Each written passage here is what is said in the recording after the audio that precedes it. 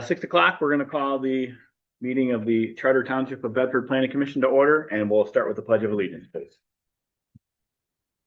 Pledge allegiance to the flag of the United States of America and to the republic for which it stands, one nation, under God, indivisible, with liberty and justice for all. All right, thank you. Roll call when you're ready. Okay, Chairman Side, Here. Trustee McKay, Here. Commissioner Tony Artis, Here. Commissioner Brown here, Commissioner Jones here, Commissioner Tuttle is absent, and Commissioner Billotson is absent today. Thank you. We'll let the absence report reflect that both commissioners reached out for an excused absence. Actually, Kevin told us at the last meeting that he wasn't there. Right, right. So we have 5 members, presidents, who we have a quorum established. All right, thank you. You're welcome. Next item is going to be approval of the August 12th, 2026 agenda. Do I have a motion? I move. Support. I do have one amendment to make to the agenda. It is a friendly one. At the very bottom on the back page there, it says the next meeting September 29th. That is not when we have our next meeting. I know, guys. Didn't look like the right day. Right, it is not. That is a Tuesday, but it's not the 4th Tuesday. So we have it a week before on the, what I believe is the 22nd. Yeah. See if that comes. Yep, September 22nd. Let's check it out. Okay, then we remember. So the motion will be to approve the agenda with the amended date as our next meeting as the 22nd rather than the 29th. Okay, Do I have support for that? I'll support. All right, thank you. Okay. Yes, please.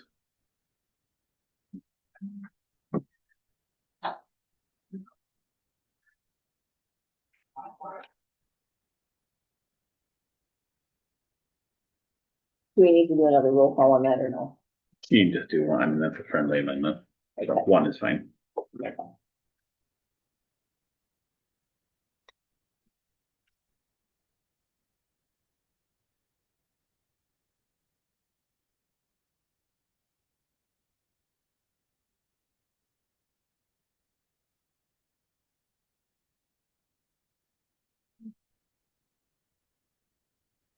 Roll call on that when you're ready, Clark. Okay, Commissioner Jones? Yes. Commissioner Artis? Yeah. Trustee McKay? Yes. Commissioner Brown, yes, and Chairman Stein. Yes. Okay, 5 yes, motion carries. All right, thank you. You're welcome. Next item is going to be approval of the June 23rd, 2026 meeting minutes. Do I have a motion? A motion? Support. Any discussion on those? Very thorough. Excellent work. Thank you. Obvious. Team effort here, guys. Better Team effort. better than the notes I had. Yeah, they're a little longer because they have the finding of fact in there. Yep, that's true. But yes, Team very, effort very here. thorough and very, very well done. Any discussion on those? All right, seeing none, roll call on that, please. Okay, Chairman Stein, Yes. Trustee McKay, Yes. Commissioner Jones, Yes. Commissioner Brown, yes, Commissioner Artis. Yeah. 5 yes, motion carries. All right, next item is going to be our building and zoning report from Cody and Hardy. See that you can put one in our packets there. Cody, is there anything that you'd like to add? Nothing to that. Not really, just a lot of coordinating with all the current applicants and potential applicants on the UDD and special land use group. The past special land uses that are popping back up at the gas station. Yeah, a lot of coordinating and keeping track of what documents we have and remembering what documents we have. Okay, Okay. How is the gas station situation going? Which one? Let's do the little one. Logan's? So can we actually, if you don't mind, No. Trustee McKay, so we've got that on the agenda app, as an update. Oh, okay. That's fine. And, if we can, Cody, if we absolutely. can touch on that, because that wasn't in the report. And I guess I'd like to touch on that, as well at that time, if that's okay with you. That's fine, as long as we're gonna talk. We will, absolutely, 100%. Is there any questions, for Cody on the building and zoning report that he did provide for us? Okay. So we'll come back to that in a way, Cody, I promise. Next item is gonna be our liaison report from trustee McKay.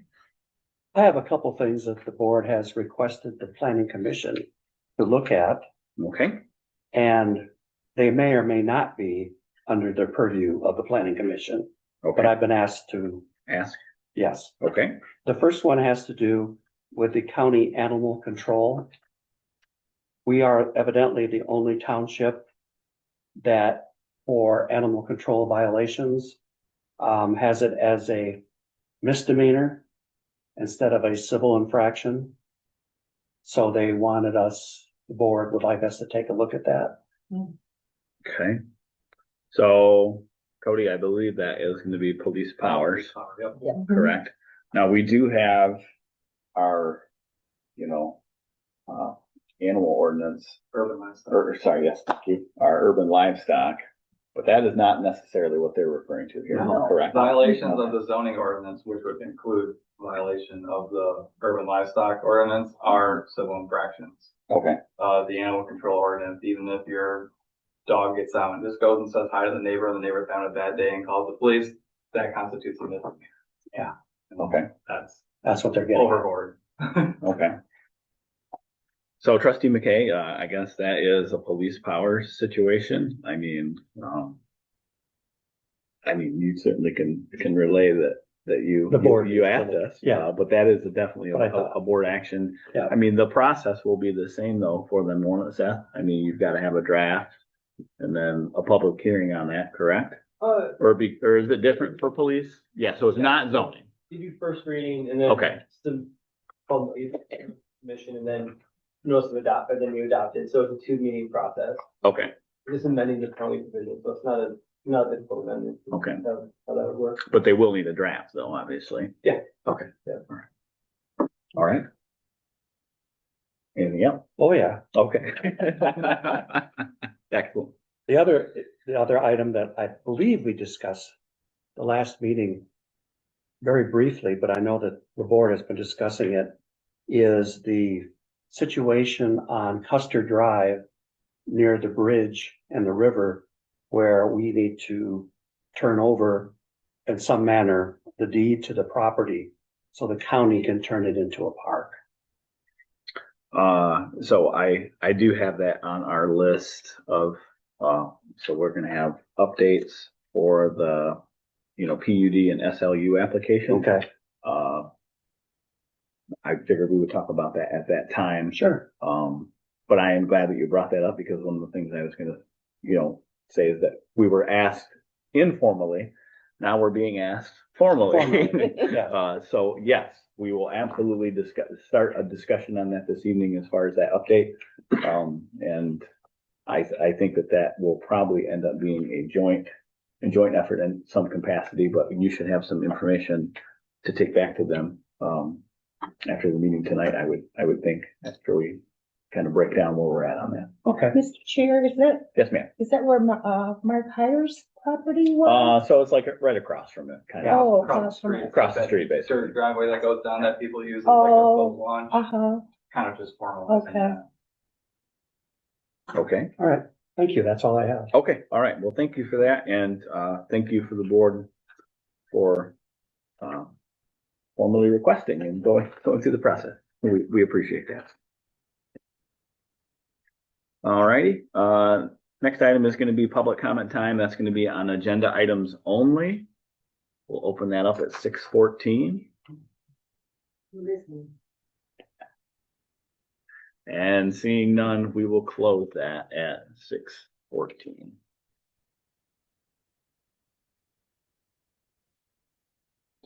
Okay, discussion, next item is going to be discussion of old business. It's going to be an update on our draft language text amendments. So we've been very active with our partners at McKenna. We have gotten almost all of the track changes completed that we submitted with those original lists. You guys probably don't even remember what those look like. It's been so long. But they were just a list that we had compiled of everything that we sent over that had a draft date on them. And they have completed almost all of those. There's a few things that we'll discuss tonight that they have provided us that we requested from the attorney planner review process. And then we'll also have an opportunity at the end here, if there's anything else that you guys had as far as questions. They had two, I think, that we took care of last month as far as what the planning commission was looking to do. And then there is one additional one about the parking chart that we'll discuss when we get to that portion. And then we'll resubmit what our thoughts are on our reviews from 13 and 14 tonight, plus the moratorium items, and then a few other things that we'll discuss. The indoor gun range standards are on here tonight. And then they'll have a final list, which will probably not take them that long. And then we'll have a draft with all the track changes to look at. And then we would set for public hearing if we're comfortable with that, and go on from there. Seth's office will also have some stuff that we'll discuss tonight that we'll need to send to McKenna, the review of 13 and 14. So that's where we're at on that. Are there any questions as far as update as where we're at in the process and anticipated timeline at this time? Some good news is I did look into like some of the typos and things like that. Yes. We're not noticing every single. Okay. It'll either be addressed in the notice or we're just gonna change it. Okay, we did that for Ross Township actually. Okay. Years ago. So either way, but we're not gonna have to go through them in every, Okay. section there's an issue. All right. So that is good news, because there are quite a few typos. And I feel like every time I read, I find something else I have a question about, to be quite frank. So what we'll do there, Seth, so we have the list separated already. So we'll just provide those to the attorneys, and then just to make sure that what we consider a typo does not need to be noticed. And will that be sufficient for you? Something will need to be noted as far as regarding correcting. Grammatical stuff or whatever. But not, Okay. if anything, okay, that'll be the most that we'll see. Okay. All right. So we'll just want you to make sure that that list is not necessarily accurate, but the changes that we made are considered a typo. Sure. Okay, perfect. Any other, I guess, questions about that part of the process? Okay. Perfect. Okay, next item is going to be an update on the SLU applications. So before we get started here, so between our SLU applications that we need to come back, that Cody had referenced that are coming back around, and the planning commission's role in that part of it, and then current applications that we have out, plus the PUD, the boat launch, fire station, we've got almost 13. I think we have 13, either 12 or 13 outstanding items for the planning commission right now. So the intent here is to get a thorough update on where we are in the process, and try and figure a way that we can streamline things a little bit. That's a lot to have out at one time. Yes. Some of that is out of our control, because we ask for items to be submitted for a full application. And if the applicant either drags their feet or whatever, so we're gonna try and maybe discuss a ways with our zoning administrator, obviously, to hone that communication just a little bit better as far as that goes. So I've got a list here. We'll just go down them. Claudia, if you need me to stop for meeting minutes purposes, or if you have any questions, please feel to interrupt. Okay. Let's go ahead, Cody, and start with Casey's. Okay. So the last time that we talked, we had indicated that we wanted you to meet, get a hold of the applicant, see what's going on there, so on and so forth, which sounds like you did, Yep. and you have some information to provide on that. What is the status of Casey's? So as of July 28th, that was when the last agreement needed to be finalized by. Mhm. The property owner said he was no longer going to extend it. They hadn't done it by then. He was done. Okay, It got finalized. The documents to split the property officially were turned into the assessor. okay, He has written a letter to the people funding it, basically saying this has been approved, but split happened in December, so it hasn't actually been split yet. okay, But just so they can, start working on their funding, she wrote a letter stating that it has been approved. Yeah, they came in, the property owner came in to, get an application for the demo of that barn that's on that property, which is technically now Casey's property. okay, They're working with him to, because they're not local, for him to at least be the liaison in between. okay. Okay, so you talked to the applicant or the Applicant and property? property. Just Yeah. both of them, okay, good. So just to clarify, Casey's is a go? Okay, Okay, man, I don't know their came, timeline, I know, new, but it's been, the check has been given to the property owner, the property's been split. It's Okay. now their property. okay, okay, all We're in the right. process of the check. okay. Okay, All right. cool. And correct me if I'm wrong, the last time you reached out, you had told them that they had the year from the approval. Yep, November 13th, if I remember. Correct, off the it top of was my the head. November board meeting, So I yeah, told them they needed to be at the October planning commission meeting asking for the 6-month extension. okay, They did wonder if just clearing the land constitute as work.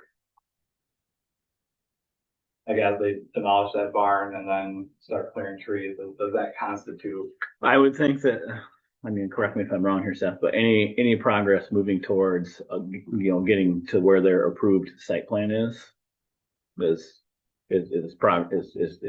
The land leveling? Yes, I mean, I would consider that reasonable progress Okay. in an attempt to make that. Seth, would you agree Yeah, with that? Okay, all right. So you absolutely can communicate that answer to them as far as that goes. So what we really need to do here, though, is revisit their conditions that they had. I've got them in front of me. They had to provide the purchase agreement with the landowner's signature. So they own the land now, so I don't even know how relevant that is or is not. But we should still probably follow up with that and get that agreement that they have executed in my. Sales agreement? Correct. I might even be able to get that from the assessor. Okay. And then they were to provide the final MDOT traffic study. And then they needed to submit, hard copies of their site plan showing the landscape that we approved at our October meeting. So they had sent us a site plan that was revised with the landscaping. The planning commission said that we would be okay with that. But they need to submit the 3 hard copies. Even though it was October Mhm. 15th. Correct. Showing the landscaping that we deem sufficient on that side. Yeah. I will say that, so from that October meeting, the discussion was that discussion and agreement to add a row of arborvitae trees in the grass area on the east side of the driveway of the entrance that is off West Michigan Avenue, M89, not to encroach within 20 feet of the county setback from the intersection. This will satisfy the condition of approval. The zoning administrators to reach out to the applicant to formalize those changes on the site plan itself. Yeah.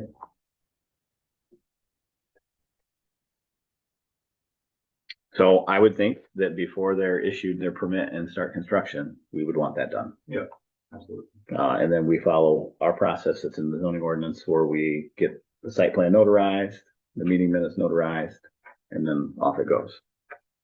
Do we know anything about that MDOT study? So, Cody, did they send that to us or not?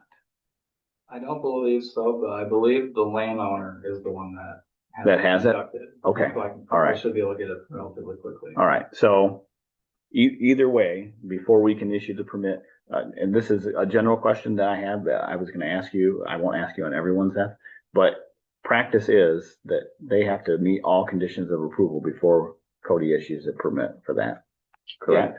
Okay, Yeah, I mean, sometimes we look at conditions, sometimes like there's some conditions that can't meet until after construction. correct, So, like a lot of the times, like I'm starting to qualify now, like all pre-construction. okay, But so yeah, they have to satisfy conditions before the permit can be issued. Okay, and I totally understand that, you know, sometimes you can't do it until whatever, but I don't think any of those three are that way.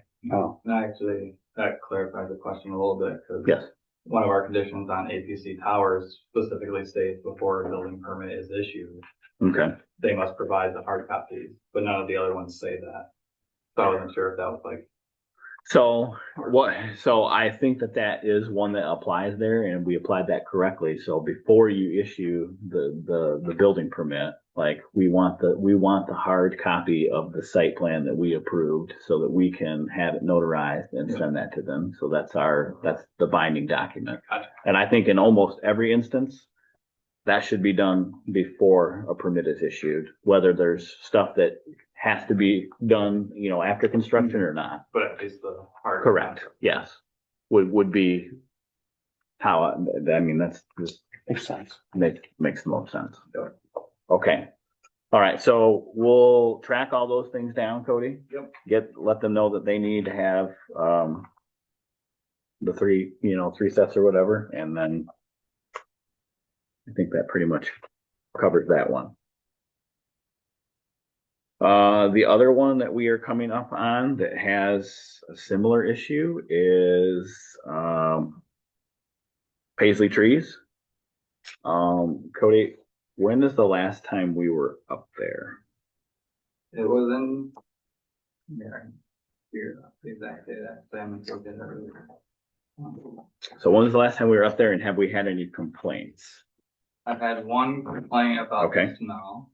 All right, I was up there July 1st. okay, I'm investigating that complaint of smell appeals from that complaint.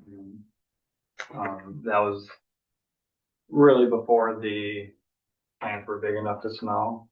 okay. I think that smells kind of taken that building so bad, and as they were moving the small potted plants out, they had the doors open. And I think it was just, Blowing in the right direction? Yep. Okay. But just the one complaint on that? Yep. Okay, so that's less than normal, correct? Okay, all right. So regarding that, Seth, same situation here. We attached, quite a few conditions, looks like A through M. Most of it was enforcing the landscaping be, maintained, kept alive, insurance, so on and so forth on that. The big one was getting that greenhouse finished. Yes. They were approved on the same date as Casey's. They also had 2 public hearings. And had to come back before us twice. I think, Seth, I think we should schedule a meeting with them because they have so many conditions and kind of let them know like where we stand. And then the same principle applies on that greenhouse. It's one, you need to show reasonable progress, whatever that reasonable progress is. Now, we did indicate that we'd like it finished, or you always have the option to tear it down, or whatever the case is. They haven't done anything, have they? I haven't seen anything. Correct, they have not. Right. So I just think that because of so many conditions and whatnot, I think probably a meeting is appropriate with them. Would you agree with that? That's fine, we could. Okay, all right.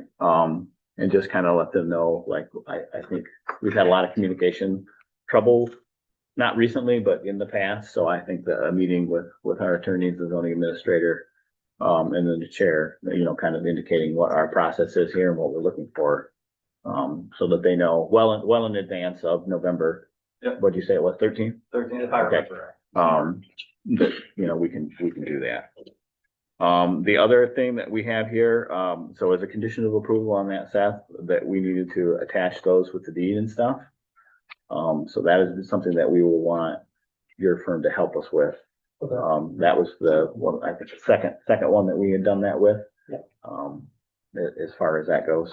Okay. Is that a process? I mean, your firm can assist us with that, Yeah, correct? it's not gonna be, It's, it I would, mean, it would essentially be like a notice of, probably, yeah, notice of municipal conditions, which would be like, Okay. look, this is the permit, or, the approval with the condition list. okay, all right. And is there like a special form at the county you have to like fill out or? Yeah, it's a lien that, oh, yeah, it's a lien that, or municipal, it's like a lien, it looks like a lien. Okay, Okay, it's not a lien, but it's the same Sure, format. same- and then it same gets thing. recorded. okay, Yeah. all right. So just kind of to put that on your radar as far as that goes. And then Cody, we'll sit down with them and we'll go over these because they were supposed to give us some stuff. I don't know if they did that or not. And then we'll go from there. Okay. If you guys want to just let me know what days work for you. I'll get Okay. their schedule. Yeah. I know they're not in every day. Okay. They're running. I mean, I would like to maybe try and do something in the next couple of weeks. You know, I don't think it's an emergency situation, but something to that effect. The next one that has come back around is Consumers Energy. So they did inform the board last night that they are done. Mhm. They've Yes. completed construction. They have taken over control from the contractors basically, and they are putting power to the grid. So that being said, there are a few outstanding issues with that. I think a meeting probably would be appropriate in that situation as well. But the first thing that comes to mind is Mr. Moore, last night, did reference that they were going to be replacing some trees. Yep. So I think it would probably just be good in this instance that we have Cody do a site review for Site visit. yeah, sorry. Yeah, you don't need to do a site review. A site visit to confirm that the conditions are all being met. And then obviously we would document that the trees are dead. They've already told us what they're going to do, but I would assume that we probably best practice is to do a site visit and then document that and so on and so forth. This is not intended to be a witch hunt of any kind, but I just feel very strongly that if we're going to try and enforce conditions and stuff, we should be in the habit of doing these things. Seth, do you have any thoughts on that? Mhm. I think it's a good idea to get a baseline. Okay, I guess that's what, you know what I mean? Like you have a starting point, and then if we have a complaint, we have, the project is completed, this is only designed to make sure that the standards are all being met and the conditions are all being met. Yeah, sometimes what I see is you get the status line and then whatever, maybe like once a year, just a status update. Mhm. Like on a zoning report from the zoning administrator who says, like, they did a review, everything's up to par, or the landscaping, whatever it may be, needs to be addressed, but that's what I can handle. Okay. And then same thing on that, we need to get the conditions attached on that deed Yeah, as well. And then, unrelated to planning commission business, but I mean, not in a way, they did submit for their PILT agreement. The board has to review that, and there's a process that they have to go through. So if you're interested in looking at that, they'll put that information out there for you to see and all that other stuff. I have some work to do with the board on being able to understand what the PILT agreement does. Yeah, What's that? What's it do? sure. I think it's a very budget-friendly way of streamlining tax revenue. Yeah. It's just easier. And the attorney did touch on that for the board last night, Yeah. but it's just basically the revenue that the township will get to see. So Yeah. if you're interested to, just keep an eye on that from, start, from point A to point B, I guess. I think it was brought up last night. This might be out of our direct purview again, but the roads near the solar farm, Mm-hmm. I know from personal experience, when I take the shortcut to go to Hastings, that the Johnstown Township side has been repaved. Parts of it have, Mm-hmm. but I don't know if Banfield, south of the county line, has been repaved or not. So it hasn't. I mean, Trustee McKay, I appreciate you not throwing me right under the bus. But I was the one that brought that up last Yeah, night. that was you. That was me, and encouraged our board to put a little pressure on the county because part of the approval process and the standard that they have to meet and the condition of approval is that they had to provide a bond and a road agreement, which they did, and they did execute, and it was signed. Now, we can't make consumers make the county do anything, but we can certainly put a little pressure on the county. And that is the gist of what I was attempting to do last night. Because I mean, I don't think the PC can really do anything there, Seth. I mean, if you guys want, I'll go to one of the meetings and give them a hard time. But you know, I thought it would probably carry a little more weight if the board, you know, executed it. Because that was one of the, I guess, what you would call tangible benefits Yes. to that. That was very important to us to have that done. That was an executed agreement that had more than enough money to do it. So, you know, let's get it done. I will follow up with our supervisor.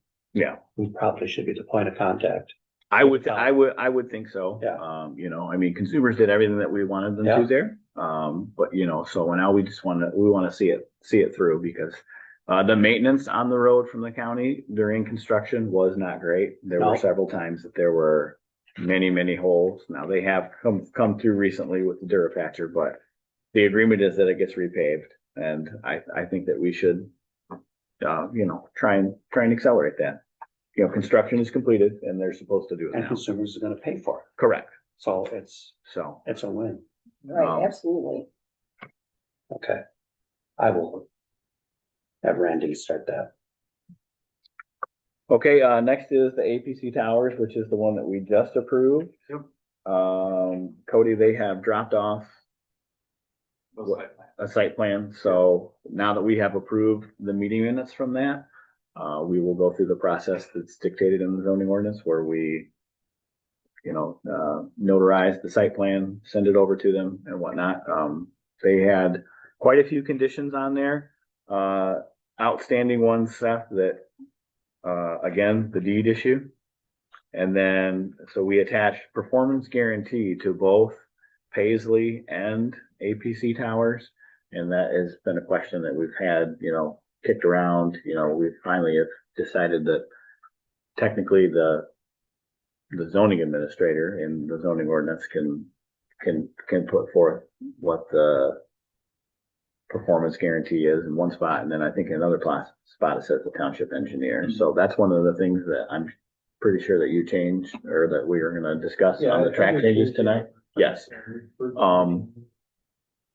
I guess in best practice here, Seth, I'm just looking for your advice on what you normally see done. I would assume we need to contact the township engineer and then go from there on that. In the future, I think when we have a review done by the planners, we will let them know that we're going to attach a performance guarantee. And then that way they can pick from whatever pool of engineers they have, you know, to help us with that.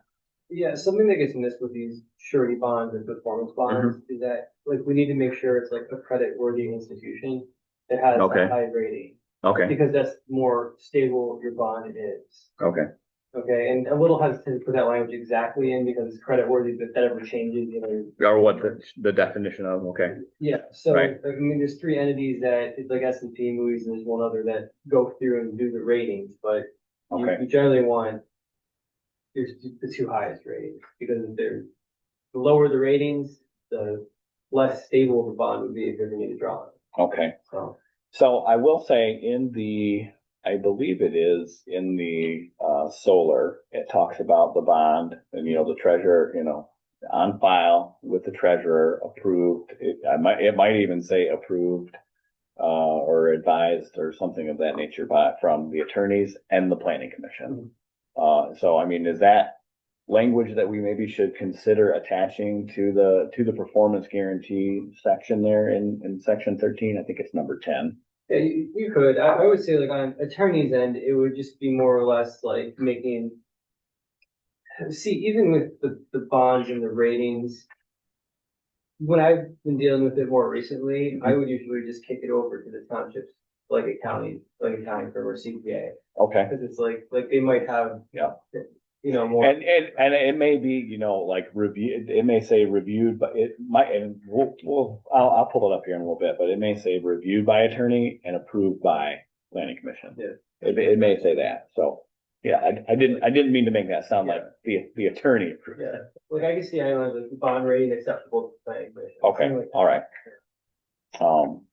So in this instance, we would probably just get with the township engineer, because we, already approved them, obviously, with the condition that we're gonna attach them, in the future. Now, for APC towers, we really only use these to ensure that the project is going to go, correct? Okay, we never know, if it's gonna go or not, Yeah, you can't be left with a mess, so that's the point of the. correct, so like the green, Yeah. okay, the greenhouse is a perfect, and that is why we started to use those or whatever, but the language certainly is a little vague, but we'll take care of that tonight. So those are the two outstanding issues on that one. Yep, and they were the one that brought up, because I have received the building permit from them. Okay. And I wasn't sure if I could issue it yet, because we don't have the performance guarantee, but we have those final site plans. So I would say this, in this situation, is as soon as we have their site plan, whenever we have the full site plan with whatever, if there were any conditions on there that were attached, landscaping or whatever, in this case, there were. Yeah. As soon as we have those notarized and sent to them, I would say that is sufficient enough to issue the building permit, in my personal opinion. Seth, would you not agree with that? Okay. All right. So those are the ones that we've approved and where we're at on those. Next page. And we'll go a little faster, guys. The SLU apps, the rezone on Hubbard Road. Last time that we talked about that, you were going to reach out to them and they were going to get us some stuff. The only thing that I have from you, Cody, currently was from, I think, May, or maybe even before that. I moved on Hubbard. Yep. Or I'm sorry. Morgan. Okay. And I was so confused for a second. Yeah, it's okay. I can understand why you would look at me that way, actually. So, Morgan, excuse me. Getting Morgan. a final site plan, since that's what's required. Okay. I haven't heard from him since he said that he'd go ahead and start on that. Okay. All right. One of the things we'll talk about when we get to the end here is how often we either want to communicate with these folks or whatever. Like we've talked about it at 3 meetings in a row. Cody has reached out, if they don't want to submit the documents, then that's on them, but what I am concerned about and have heard a little bit of concern is that, we're not putting stuff on the agenda. And I want to make it very clear that if we don't have an application that is full, it's not going on the agenda. Right. Now, somehow we've got to figure out a way to communicate that better to the applicants so that they understand. I'm sure Seth would tell you it's kind of a common problem for applicants to think that they're good or not good, or not have everything in there. But it's definitely an issue that is kind of cropping up here. So when we get to the end of the list, maybe we can discuss them. The Morgan Road. Is that what we call it? I keep putting it in my notes that way, but Yes, it is Morgan Road. Yes, we just call it Morgan Road. correct. Morgan Road rezone, yeah. Yeah, And it's a rezoning. yeah, That's what correct. it is. Yeah, Is that in Okay. front of you, or is that already been brought there? that is not neither. So they turned in an application, and I forget when the date of that application was, Cody. It's been a while. It's been a while. He didn't have all the information on the application because he didn't own the property. So then we had Cody make him put in the correct one after he had ownership. And I think that was in the spring. Yep. But to process a rezone, there's 10, I think, standards or something. Yeah, okay, sounds like you, right? Yep, correct. There's only one to Yep. And ours has them in there, and then you sent me what to use or whatever. But all we had was an application. Like, for instance, you've got to have a site plan. You've got to show us what it is, adjacent zoning and all that other stuff. Building. Future Yeah. buildings and everything else. We don't have a site plan.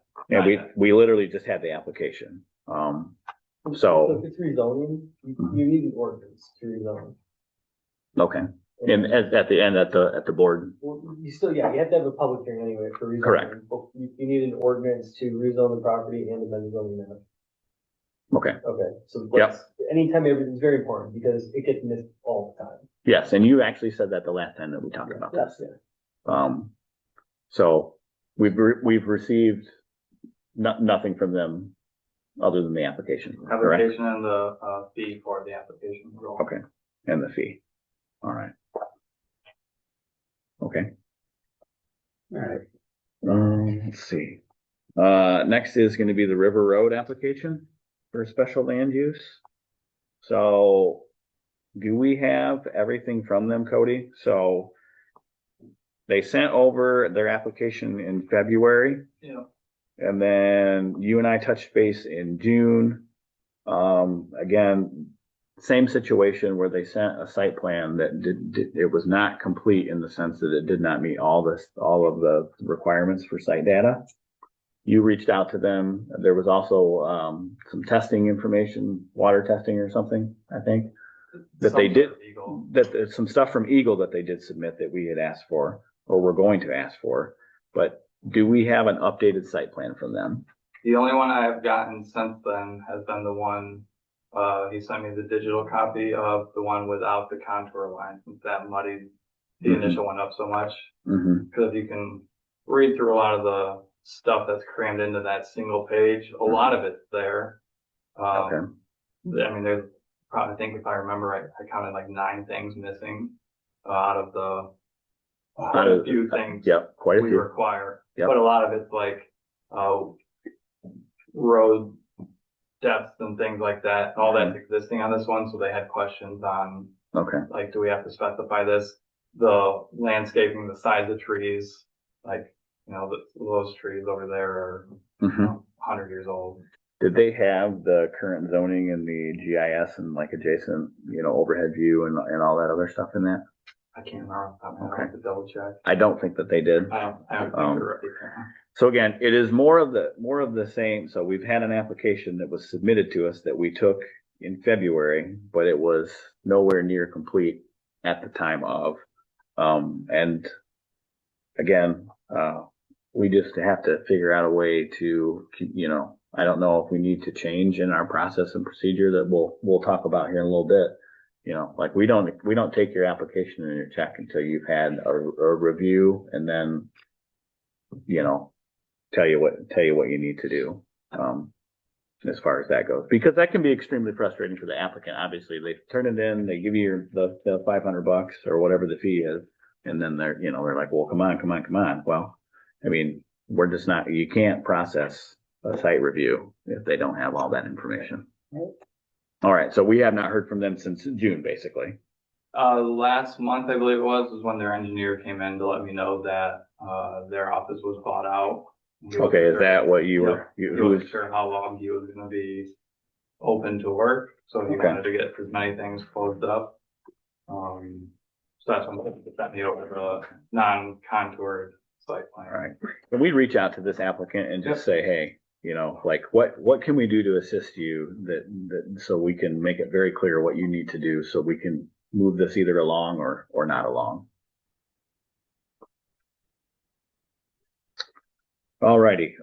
Next item is going to be the gas station application for across the street over here on Custer's, though, at the old Logan's. Yeah, 3312. 3312. Okay.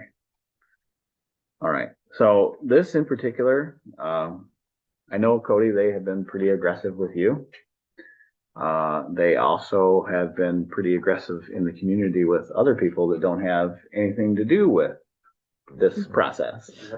So they turned in an application and the site plan when did they do that, Cody? Was that June? I think it was May. May. Okay. That stuff came, it came in like late spring. Okay. Late spring. And then, we talked about it at the PC level, and then we said, well, that's a brownfield site, so we need the same thing that we needed from the other gas station. You need a traffic study. We wanted to know, about the contaminants because one of the things that makes this different than the Casey's gas station is that they want to build on a parcel that was owned by the land bank that the township helped get, the condemned building torn down, and we were told that was never going to be developable again. And one of the concerns that Trustee McKay heard at a board meeting, and I have heard as well from different residences, and our former Supervisor Jones, is that, we were told that wasn't going to be able to be developed. What is the status of the contamination? So we reached out and said we'd like the testing results or whatever. And Cody, they just finally got the rest of those to you recently, correct? Yep, it was, the phase 2 was dated the 28th, and it took a bit to get to me. It's such a large file. We have some issues Okay. getting it transferred. Yes. Correctly. Yes. I reached out to Cody this week on that, and he got it right over to me as far as that goes. That one is probably ready for public hearing. Yes. I think we have everything. Okay. Yep. All We right. have the Eagle lien release showing Okay. that, enough contamination was cleaned up, that it's, they're releasing their lien on it. Mhm. We have environmental management plan / phase 1. We have Mhm. phase 2. Mhm. We have the letter from the county basically stating you got to do some tests to the well in order to use that, Okay. which they did do. Okay. I believe that's part of the environmental phase 2. Okay. We have the traffic assessment. Okay. We have the There was like either 8 or 11 items. Like, so it is finally at this point, like 90 days after first contact with them, a complete application that can be noticed now. Is the point of this conversation. But there has been, they certainly have given our zoning administrator a hard time about wanting to be placed on the agenda. And again, we were in no position to place them on the agenda until we had all this documentation, which we've just recently gotten basically a week ago. As far as that goes. So I do think that is probably complete enough now. I think we will send that off for review. And then that will take as long as it takes. And if they can make the next agenda on the 22nd, then that's fine. But Seth, and this is where I would kind of like your opinion here. So when we get these applicants, they finally get us an application. We have the right to have that reviewed by our, planner, our attorney, our zoning administrator, a preliminary review before we post for public hearing, correct? To make sure that we have everything we need. Yeah, so like when you get an application that comes in, I mean, zoning administrator, you're the gatekeeper essentially of when it gets on the agenda.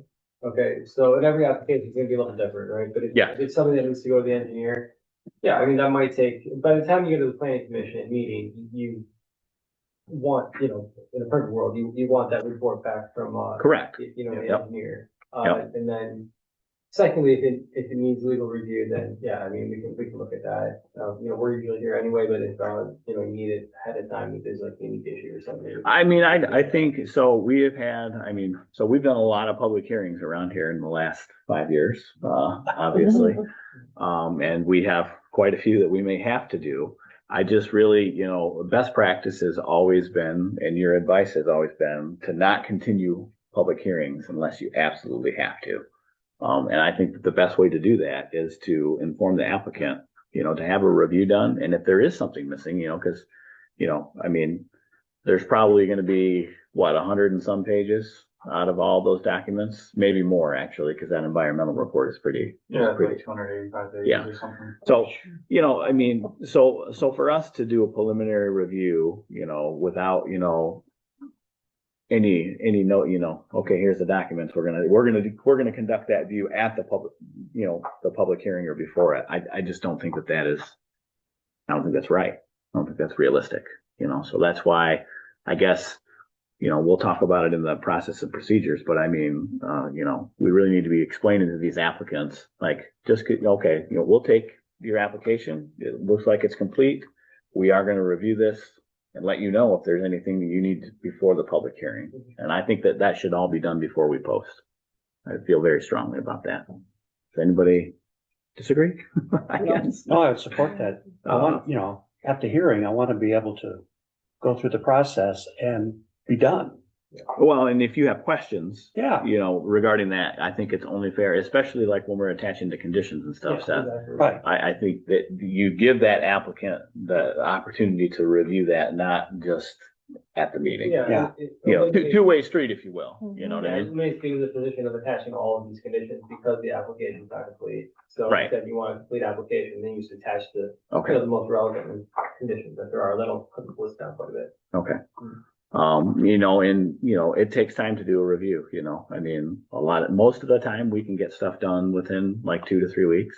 But I mean, you know, if it's a lengthier application, then, you know, there's a lot of material to go through and sometimes it takes longer. So, I think we have everything we need there, I yes? believe so. Okay, and you have sent all that stuff over to me. Yep. So we will take a look at that and we will ship that off to our partners. And if we can get everything squared away and there's no outstanding things that they need to provide, you know, maybe we can issue, you know, a notice for public hearing for the September 22nd meeting. But that review is going to be completed before we do that.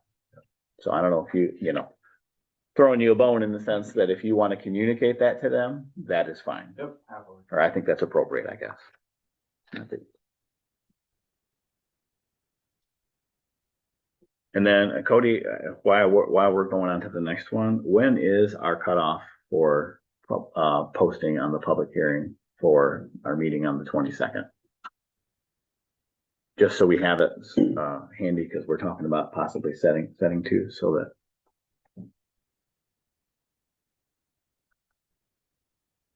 The 7th, Labor Day. Okay, all right, so how, Would be the 15 days, so it'd have to be at least the 6th, which is a Sunday. okay, If we did the Enquirer, or it would be, if we did the Shopper, it would be the 3rd, which is the Thursday, which we would have to have to the Shopper by Monday, the 31st, the notice. Okay. All right. But if we need to do the Enquirer, we can usually get in the Enquirer like late Thursday afternoon, maybe Okay. Friday morning. do you know if there's a big price difference between the two? It's not as big as it used to be. Okay, all right. Okay. I mean, today's the 12th. I mean, maybe our partners can get that reviewed and done by then, but that's probably going to be a stretch. Yeah. In my personal opinion. Yeah, with that Oh. long of a environmental But phase too. You certainly, absolutely, I think, you know, like when we do our initial review and we've got all the documents, you can absolutely inform the applicant that we're moving forward. I know the land bank also has given you a hard time. Yeah, the applicant kind of just stopped talking to me, to be honest, and is not communicating through the land bank. Well, and this is, I mean, it's very frustrating for Cody. It's very frustrating for me, because, you know, I mean, how many times can we tell them, you know, until you give us all the information, you know, and then they corner people in the township and they're like, what's going on? Why are you doing this X, Y, and Z? And come to a meeting. And it was actually Yeah, frustrating, there you like, go. tell them what we You know, think. I mean, you know, we are discussing this at every turn. Yeah. Anyway, okay, all right, perfect. Next item is going to be the PUD application update. So they turned that application, was dated, what, 8/5? I believe so, yeah. Okay, 8/5. So that is a pretty big application. We have in the zoning ordinance, it says that we can have that reviewed with our partners at McKenna. We do have a new updated service contract with them, professional services contract. So we have the ability to let the applicant know, and have a pre-conference meeting and all that stuff. They are probably really eager to move forward. They're willing to pay for a special meeting. I'm sure that they are. From everything that I have talked with our attorney about, McKenna about, PUDs are tricky, and do not move fast, especially if you don't have a complete application. They have turned in a relatively complete one, but I think there are personally a few holes in it. But we will wait for our review from McKenna to advise us on that, because none of us have ever done one of these, you know, and there's different, you know, stuff, and there's the landscaping and all that other stuff that is there. So they turned in their application on 8/5, which is a week ago. They want to be approved yesterday. I mean, they're, gonna have to slow their roll because there's quite a few people in front of them. And this is the one on Hubbard, right? Correct, yes, this is on Okay. Hubbard. I think, was it 788 is the address, or 780, I think? 788. 788, okay. 780 Hubbard, okay. So we've established when they submitted their application, 85, very, very, very new. They've submitted, I think, probably, okay, but 24th, you said? Okay, Because they sent it out to me digitally over a weekend, and then that following Monday, they. okay, all right, so 85 is when you sent it to me. Yep. Okay, all right, either way, I mean, we're, getting better on that. So the last time we talked about this, they do have to establish basically an escrow to pay for the reviews. Seth, I think that this is probably going to require a pre-conference meeting with you, the attorney, our zoning administrator, myself, at least one. They're going to need to be at the board meeting, or not the board meetings, but the PC meetings, as far as that goes. Due to the fact that it's PUD and the board will have to enter into an agreement, I would assume that we would also want representation from both yourself and the planners who are helping us with the review at that meeting as well. Well, yeah, For- the PV agreement's gonna be, that's like a legal document. like a Correct. contract. Yeah, no, I mean, that's 100% your office. I just didn't know if they needed to be incorporated into the planners attending that meeting as well, or is their work pretty much done at that point? It Yeah. could be, let me see what they come up with their Okay. staff reports. All right. And one of the things that we had said is, we weren't going to spend any time on this until we had the application turned in and then a check for, a deposit or whatever. Well, what did they submit? Do you know? Site plan and an agreement. No, as far as the application fee for escrow. Right now. they So it's give us just, time. it's just the 500, Okay, well. and that's obviously not going to fly. Yeah, they're gonna- Has been asked me to tell him a price, and he'll have it here the next day. So Overnighted. the McKenna review will be done on an hourly basis on this one. We are probably at some point going to present to the board a different contract with a fee scheduling, change that will have a flat fee for this. But in this instance, I mean, and Kyle has always been, or McKenna has always been very, the more back and forth you have, the more it's going to cost. Right. And I think there's one thing that we can take away from all the public hearings that we've had is that it's very rare that there's not at least one back and forth, right? Like we have to continue public hearings a lot, and there's always information that needs to be provided and then re-reviewed. So for instance, APC Towers, they did three reviews for us on that. So Seth, my general thought is that they should put 10,000 in there. I was thinking 10. For you? 15. Okay, so I Yeah. mean, honestly, when Cody reached out to me and said that they wanted to know, my initial reaction was 15, Yeah. 15. And we keep track of it, and it's the same thing, even though it's not the same language as an escrow account, it is treated as such. Yeah. They, can request a copy of the bill, Yeah. for everything that we're attributing it to. And it's only for the review services, it has nothing to do with the meeting and anything like that, unless they were to ask for a special meeting, that's a different story. Then they have to pay for that. But it's just for the review for, to cover our attorney's fees, our planner review, and then, basically if there's a million pieces of paper in the packet. Is this another one I would bill my hours to similarly to consumers? So I would think not, actually. I don't know, actually. So the zoning administrator is not going to do the review here, but they're going to be part of the process. So I would think that any of the extra meetings, like you get a meeting fee now, do you not? Mhm. Okay, so then yes, I would think that there would be some form there, but it won't be just like consumers because you're not. Reading Review. 2,800 pages. Correct. All And during the day. And we're having McKenna do the review, and it specifically says in the language is to pay for the review, and that's who we're having do the review. Mhm. So I would think like meetings and stuff that you're in, yes. No, and also if you were at the meeting, count as one of your meeting fees as well. Correct, yes. I would think so. I mean, for the pre-conference. Correct, and I mean, all that we need to be very upfront with them. Yeah. And I would simply say that, 15,000 is probably the number. Yeah, they might even exhaust that, but if they don't, they get, they get their. Correct. Whatever not used Yeah, back. My biggest concern there is that we did not want to proceed until we had, because I mean, somebody can pull their application at any time and then we're on the hook. And I didn't want that to happen. That's kind of why we're having this conversation. Because I do think it's going to be a lot more complicated than what everybody thinks. Yeah. All right. So Cody, if you want to go ahead and indicate that to them and then, explain to them how that works. Yeah, absolutely. And then also, explain to them that the more back and forth there is, or the, less complete your application is, that only drives the cost down. As far as Yeah. road and utility agreement, that's not listed in the PUD section Mhm. for requirement. I know they've been in contact with county roads and all the utilities. They got like maps and everything on where they can hook up and sizes of sewers and water pipes and Mhm. things like that.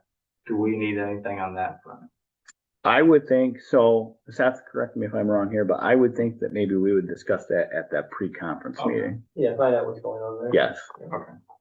With both our planner and our attorney in the room, because they're the ones that have the experience with, Yeah. with that. It's knowing about what they're doing and you having copies of that because, think about with the solar application, we can't compel Yep. them to do something with like the county road department, but if they do something, we want to know about it. Right. That's the thing.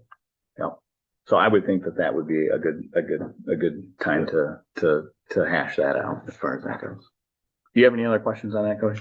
I don't believe so. Okay. Does anybody have any questions on that stuff? Yeah. All right. I've got 3 more. They'll be real quick. I promise. Fire station,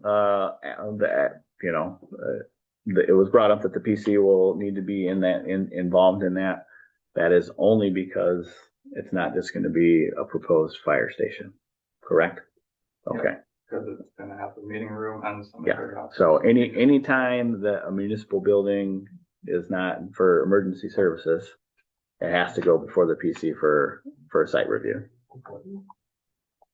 Oh. So, but they are very early on in that. Trustee McKay will keep us in the loop as far as that goes. But I guess that is on our radar and it sounds like we will have something to do there as well.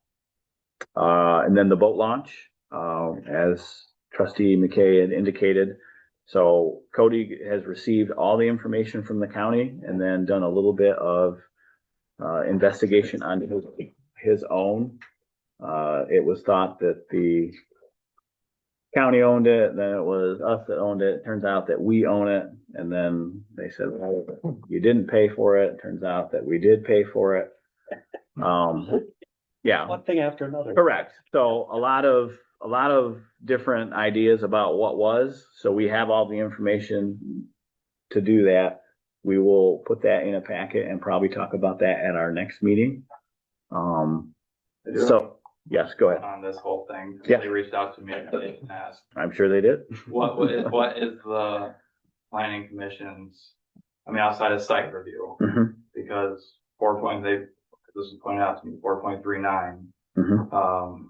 recreation outdoor, Mhm. specifically, it puts an exemption on public parks. So We are actually going to talk about that here in just a little bit. It does put a preemption on public parks.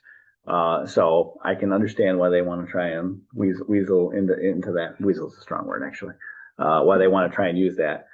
The PC's role here is site review. And then because it is a township owned parcel, I feel very strongly, and there was money that was exchanged for it at some point, the township, the board, the planning commission, like everybody has a responsibility to the stakeholder in this community, i.e. the taxpayer, to look at all the options that are available for that parcel.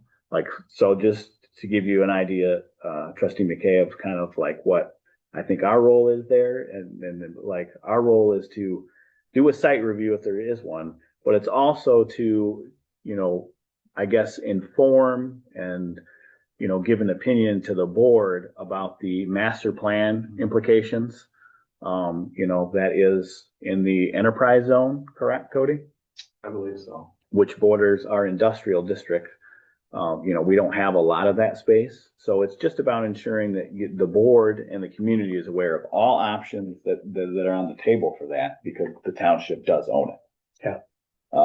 Before and I would assume also, Seth, there probably is a procedure that has to be done when you're conveying land to another municipality as well. Or maybe is it just a quick claim deed type thing, or because, I just feel like that's a process that should be put out there for everyone to see. So if there's an opinion on it, because it is an asset of the township technically. You need a resolution, they're conveying land, Mhm. and is there, I don't know if it's, I mean, I gotta look at it a little bit more to find out what's going on. Correct, yeah, I mean, Yeah, you need a resolution, it's no longer needed for public purpose, and you do depends on how much we actually need to do. Whether it's Sure. a transfer agreement or, Okay. let's end up with one meeting. yeah. So to answer your question, Cody, that is kind of how I see the PC's role. Like if they're gonna, if a boat launch is what the board and the community, and everybody ends up doing, we would do site review there. But I do think because we own it and it's in that district, we have an obligation to kind of lay that out. And then obviously with the master plan, the PC, kind of forms what language we have on there based upon available, resources that the township does own. And we just found out we owned it. So that's the other thing, like It's a little complicated. it is a little complicated. Yeah. And you got really two separate parcels per se, because on both sides of the river, there's stuff going on.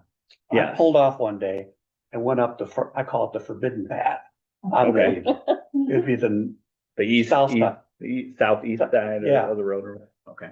And it's like, oh, there's this here, and then you go around to the other side, and there's more space there. But I'm like, okay, I understand what's going on. So, looking at, So what are you going to talk about the GIS not being right? Or? I'll talk about everything you want me to. Okay. Well, so I don't necessarily know if we need to do that, like, because I want to put this together as a packet for everyone to look at. But there is some question, I guess, just because we brought it up. So if you look on GIS, it's, a split parcel or whatever, but Cody has found that if you expand to one parcel over, it shows that we own that as So the one well. on the south side of the river. Yes. That shows the road department owning, which we own. It doesn't give you an acreage. It says 0 acres. So I wanted to know how much actually consisted, so I had to do some rough measurements. And that is roughly 37 acre, whereas the parcel that this is part of is 40 acres, so it's 77 acre total Oh, that we got. So that also, when Cody figured that out, and thank you for doing that. I mean, we'd have gotten there, but he was curious George, if you will.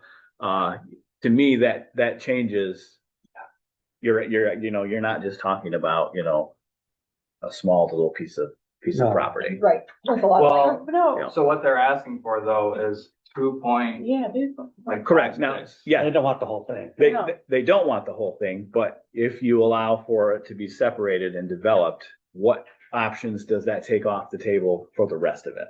Oh, okay. And I think that is where we have the obligation to inform both the public and the board about, how that fits into our master plan. And then the fact that is in those zoning districts, like you are kind of potentially taking something off the table or whatever. And it's not, I don't think all of it's developable land, obviously. No. Probably But 80% wetland. I think you have to go through that process. And that's just my opinion. Yeah. I'm sure I might be in the minority on that one, and that's okay. But I just feel like when you're talking about conveying land that we paid for, you need to be thorough, because the township does own it, and we have an obligation to look at what all that means. All those Absolutely. other acres could be landlocked too. Correct, right? And maybe they are, and this is a moot point or whatever, so so just to take Barb's real quick, her, comment there. So if it is landlocked and you give away the only access, now you've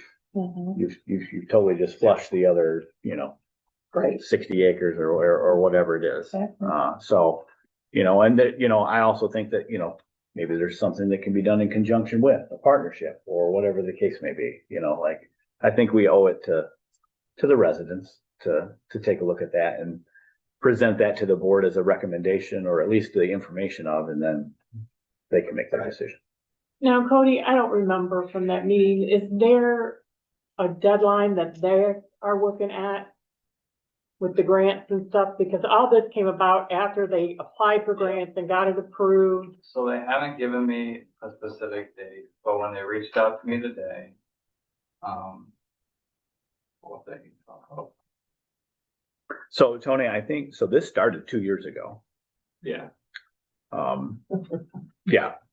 So, Really? correct, you're right. So, I mean, so you, and I'm not trying to be negative here, but Mhm. like when it starts 2 years ago and then you come to the board meeting and go, well, we want you to do this right now. Like, I mean, like where's the communication? You know, like, as far as that goes.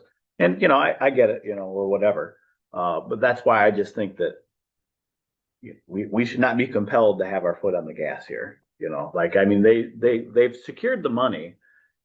They haven't So secured that's the what I money. was gonna say. Okay. Contingent When on it. she reached out to me today, so the reason it had taken so long was because they were, you know, working through the DNR grant.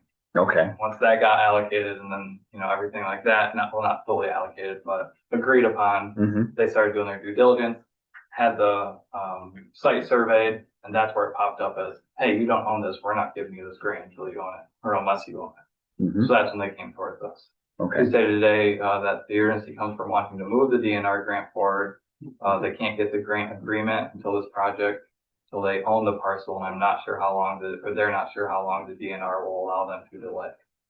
Because it's already been being delayed as they are figuring this out. Okay. I mean, while I'm sympathetic, that's not on us in my personal view. So I think that the next step should be, I mean, are you the point of contact on that, Cody? Basically? Yep. Okay.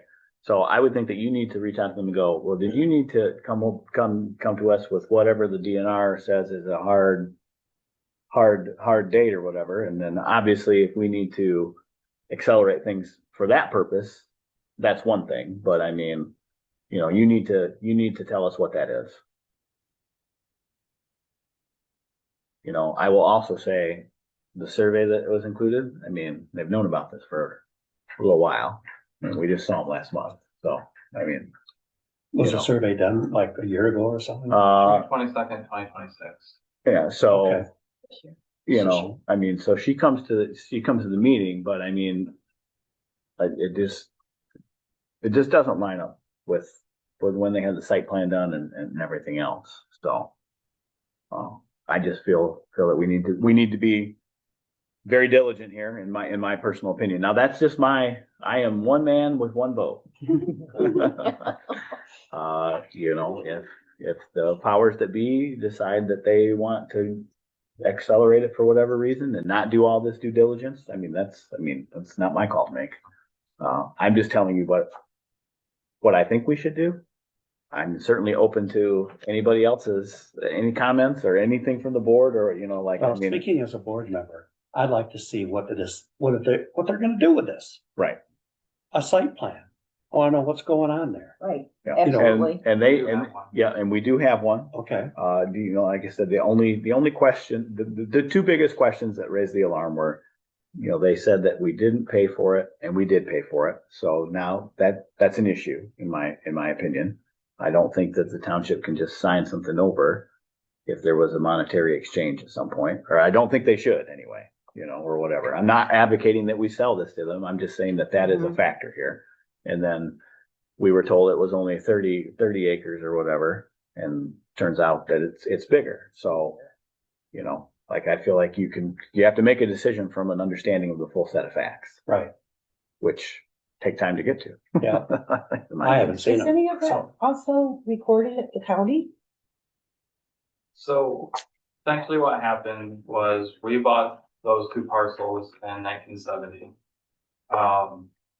In 2007, I believe it was, or 2008, for the new bridge project down there, we deeded them a small piece of land to, you know, build the new bridge. I believe Mark Hires also deeded them a piece of land. Yes. From his property. Yeah. What happened on the backside of that is someone at the county entered it all underneath Calhoun County Road Department. So although we owned it, everything, all my systems, everything, their systems have associated to them, so it's just, yeah, that's Calhoun County Road Department Oh, property. brother. Which, I mean, it would not be uncommon that until you have it surveyed, Yeah, you know, because the surveyor has his or her own little process, then that's why you have things surveyed, actually. You know, Right. and you, do the math when they come to, you know, Correct. got actually Yeah. deeded over, oh, like half an acre, well, Yeah. there's 77 acres. so, Yeah. so I totally appreciate the fact that they have a deadline, and I certainly, you know, if this is a direction that the township wants to go, I mean, I certainly don't want them to miss out on that DNR money and the grant and all that other stuff. But I mean, you know, we hadn't even had a chance to have a meeting and discuss it and have our liaison bring it to us until today. And they already want, you know, like a decision. Well, I'm gonna be honest there. I think they were misled in the time frame that they were gonna get it, Okay, just based on how it was presented to me, and then I sat in on that meeting. okay, that's right. You were at that meeting. Yeah. That is correct. I forgot And about that. and I do believe that they were misled and that it could be turned around fairly quickly. Okay, So that's what they were looking at. They, you know, they were provided with everything sitting at that meeting.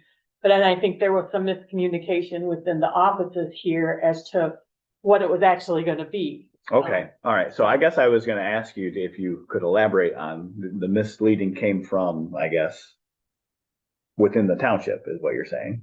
Well, yeah, I was asked to attend a meeting, for a new Bedford Township park at first. That's how it Oh, was. it's how it Yeah, went. Okay, and that all right. it was a new Fair enough. Bedford Township park. Okay, And then before the meeting started, Cody and I were talking, and Cody said, no, that's not what it's, that's not you know, what this this is is. a county County park. park. Okay, And then even at that meeting, when we were discussing it, and they were saying they just wanted the 2%, and it was Cody, trustee Haskins, and myself were the Bedford Township reps.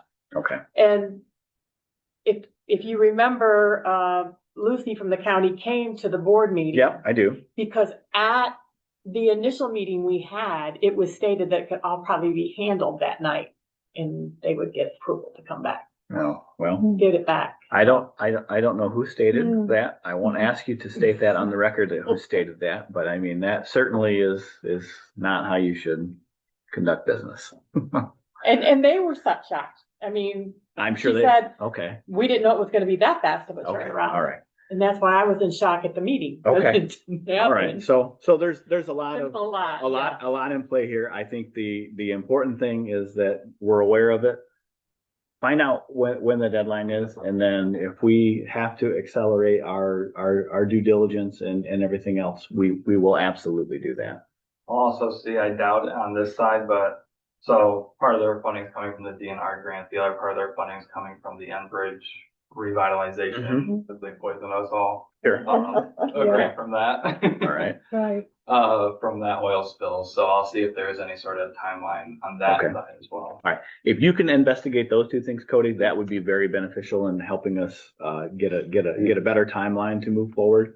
Gene, do you need anything else to take back to the board? Does that kind of? No, that tells me what I need. And again, that is just my view here, guys. I mean, Yeah. I just from what I see from 10,000 feet. If we got some Cody, you need 2 deadlines, more well, Codys. Correct. Yes, we will absolutely. I Yeah. mean, I think it is important. Like if there is grant money out there that has a deadline, we should absolutely attempt to, you know, I mean, but I still don't think it changes what the process should be here. No. Like it may speed it up, but I mean, the board still needs to have the information from us, from the zoning components and the master plan components. right. And then Yes. the decision is however it goes. So, okay. Farron, I mean that we're all set on that. I believe so. Okay. All right. Perfect. And then, Well, actually, no, never mind. Oh, okay. we We're all, we're getting to it later. I saw my little note about the park exemption, but then said. okay. Correct. Yes. Yeah. And then the last one, so Cody let me know that we might have another SLU application. Do we have an application for that? We don't, he's picked up an application, but I've not had it turned in. I've had the site plan sent to me, but not anything like finalized. Okay, Just, all right. How does this look, you know, preliminary glancing at it. Okay. Like, So same thing again there, Cody. Yep. Make sure that they are as complete as they can be, Yep, absolutely. as far as that goes. All right, that brings a conclusion to our updates on our open activities. So what is this last one? What am I gonna name this one? I wouldn't say you're gonna name it anything. We have another pending application. Another pending. I just wanted Cody to let us know where we were. The applicants picked up an application. Okay, You know, And told me it's coming. and told him it's coming. So, Okay. Seems pretty sad. Cody, if you'll just make sure that that's complete as can be and Yeah. let him know that we're also gonna do a review and everything else. And these things take time.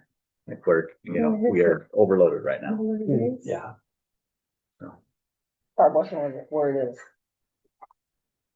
Should I give that information now or? Oh, No, I would not until we have an actual application. fine. Uh, Just unnamed. unnamed. I'm just trying to set the table of everything that we have going, guys.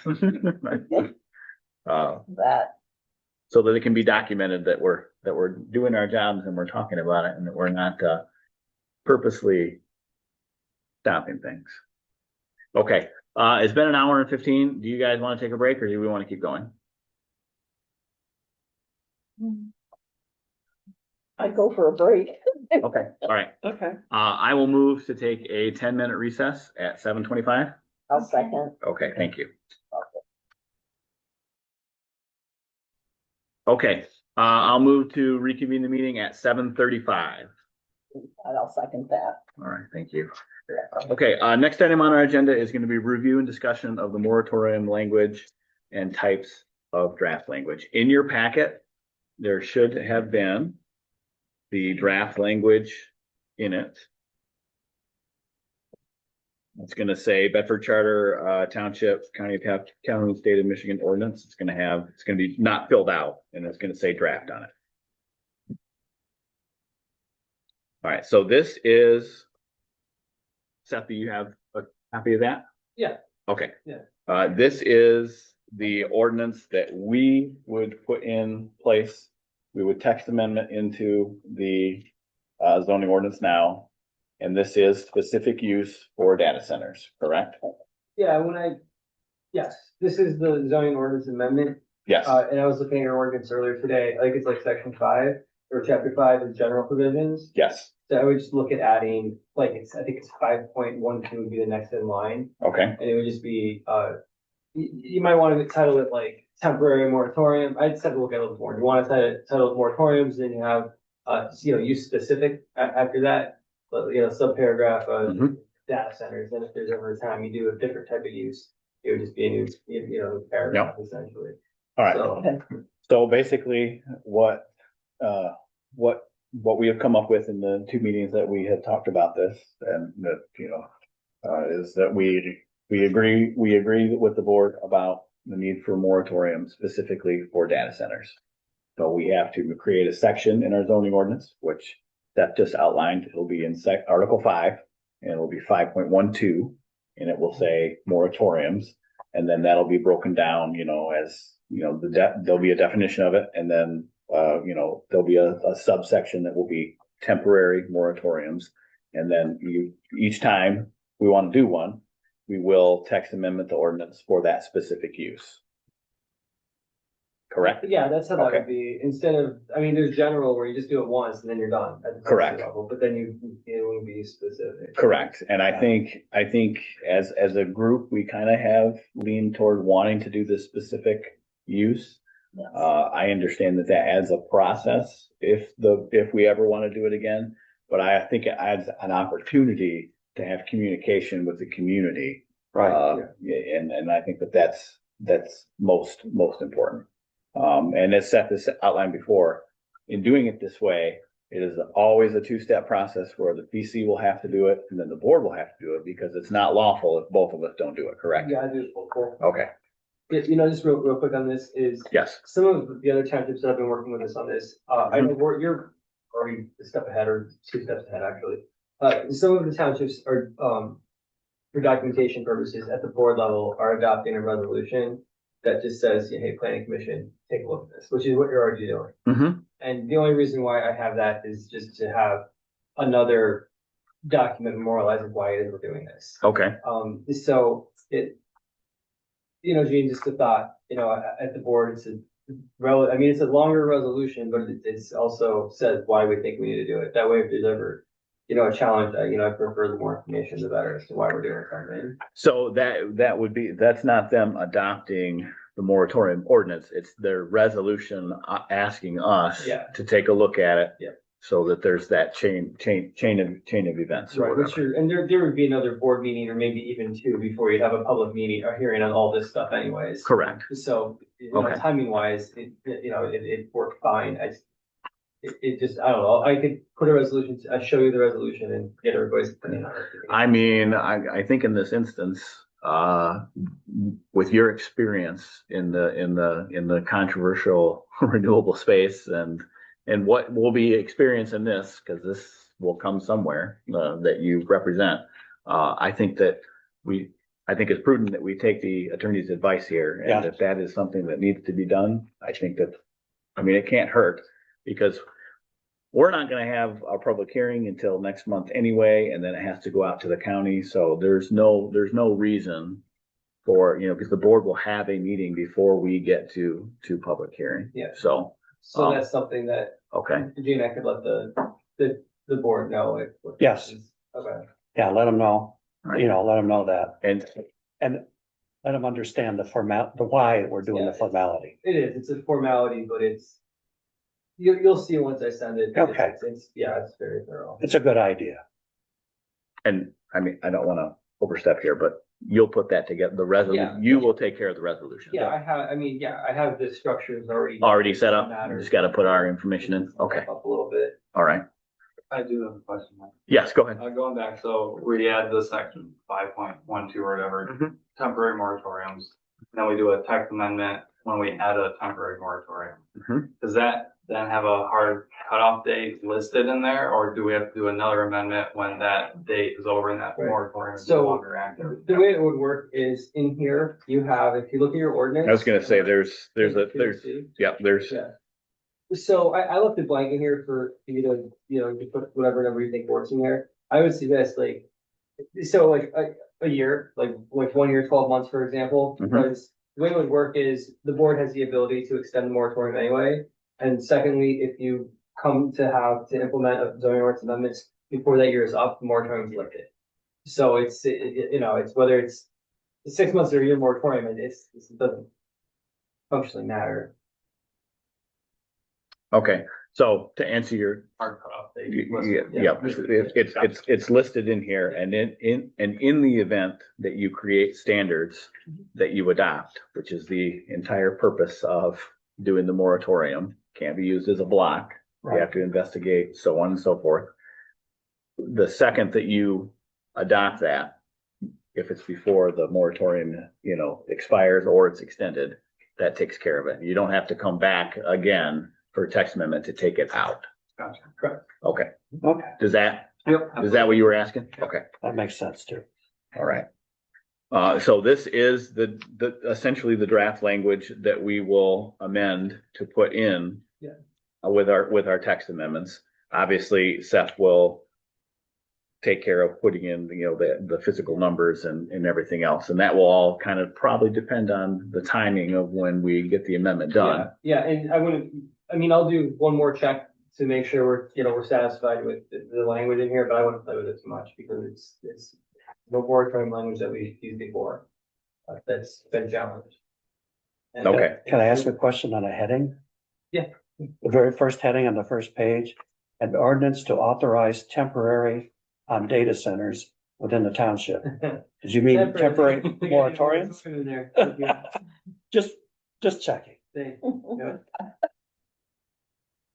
That's why we were gonna look at it one more time. That's why we're gonna look at it. I figured you'd catch it, but I just, No, that's okay. we appreciate all the eyes on it that we can get. Absolutely. I think the board would be interested in the 1 year, 12 months. Okay. So That should be plenty of time. we're gonna we are all in agreement that this will be part of the draft language that is proposed for our text amendments when we get there. Yes. Seth will change it, add that, put the dates and all that other stuff in there as far as that goes and whatnot. Will the board will do the resolution next month, I would assume. And then does the board, can they do their end of the moratorium before we have this? Let's just keep it together. Okay, Okay, like, I mean, they're in the process and they did police power, I think they could do it tomorrow. okay, But then zoning ordinance is like a month behind. okay, Well, there's no immediate, you don't have data center coming right now. Okay, so like, Correct. let's just keep it together. okay. All right. So we'll, I guess, convey that we'll do that in conjunction with the text amendment, which hopefully will be next month, and then 30-day county review on those. Yeah. And then after that, Okay. it would go to you guys. As far as the board goes, is that a first read, second read, or after? Okay, so it'll go to the county for 30 days. They have the opportunity to submit comments, and then it would go to the board for what they call a first read. First reading. So Okay. at that meeting, you want to do first reading of the zoning ordinance amendment Mhm. and then a first reading of the non-zoning ordinance amendment. Okay, at the same time. Okay, that's what I'm Yeah. getting at. So you would do the first read, the board would do the first read of our text amendments, and then they would do the first read of their police powers Correct. for the data center. Correct. Okay. Yep. All right. Does that answer your, Yeah. or update what Yep. you needed to take back to the board on that? I just want them to know something's coming. Okay, all right. Excellent. Okay, and everybody have a chance. I mean, so I've read it a few times. Yeah, I did not catch the mistake. Yeah. But I mean, I feel like the language is solid, and as the attorney has stated, you know, this Yeah. is stuff that they've used that has been challenged unsuccessfully, I would assume. Well, no, they were successful because the board adopted what the planning commission didn't listen. Okay, all right, well. We're hopefully not going to have that problem here. Can I ask one question? Yes, ma'am. Can we get in the habit, this again says Bedford Charter Township instead of Charter Township of Bedford? Sure. Can we Yes. get in the Yes. habit of getting all of those eventually switched over? Yes, we absolutely can. And thank you for bringing that up because that's important. Whether it appears small and minor, but it's important. Yeah, it's in there several times. Yeah, so. I'll switch. Thank it up. you. Okay, all right. Thank you, Seth. We're all set on that then? Any other questions regarding that? No, I just have a little fact I thought might be interesting. Yes, ma'am. US companies are building 1,800 new data centers. And that's adding to the 3,100 they already had operating across the country. So total of 4,900 data centers so far. See. Isn't that amazing? It is. I think it's very important. Where? It's very important that we're doing that. And where are they getting all the, where they're getting all the water and stuff? Sure. I don't know, but yeah, we really. I we will really- say, and you know, this will be a great learning opportunity for everybody. You know, when you look at putting together an ordinance, you know, you do a lot of research and you get to, I think, I wouldn't say that we'll be pleasantly surprised, but you'll get to see the advancements in the technology as far as the cooling systems and stuff. Right. Like, Mhm. you know, there certainly is there's a lot of information out there. How do you know what's legitimate and how do you not, you know, so I do think it'll be interesting to see, you know, all the information and note the changes between, you know, even 10 years ago and now type Oh, thing. yeah. So, I told Mike and Cody, our firm's doing a webinar for MTA, I think it's on August 19th, specifically on data centers. Rob Lowe from my office is doing that. So I'm assuming his ordinance is actually gonna have to be done by then. so there we go. It's full 2 weeks since February. That's right. I've asked you about it a few times. But he Yeah. also told me today, that he said it's fairly complicated. It's a hard thing. It's not like some of the other, you know, you kind of talk through and figure out, so. Yes, no, I mean, I think that this will be probably just as thorough, if not more than what a solar is, Yes. and probably 15 times more complicated Yeah. in all reality. Yeah, like I don't expect it's gonna be something we can like recycle, you know what I mean? Correct, no, I don't would, think it's something like that. I would think that that Seth's firm will have like a base of like the things that you need to like think about as far as your standards. And then a lot of that, because there's no state preemption, you're allowed to kind of push that, restrict and push that envelope, a little bit further. But that'll be all stuff that we talk about during that process. Okay, wonderful. Anything else on moratoriums, or are we all set, guys? I think. Okay. Me at least. Okay, perfect. We're gonna have Wonderful. a lot of information. It was. Discussion of new business, review the draft language for the indoor gun ranges. That was also in your packet there. That was one of the items that we had asked the planners to submit some regulations. This is what they have sent back to us as far as what they generally see as provisions for that in the communities that they work with. To me, it answers a lot of those questions that we would have had, the ventilation system, ventilation, sound control, disposal, has a, regulation on, the sale of firearms, the permits and licenses, hours of operation. I think that that's always something in a use like that the planning commission will want to say. That's why that standard is listed in there.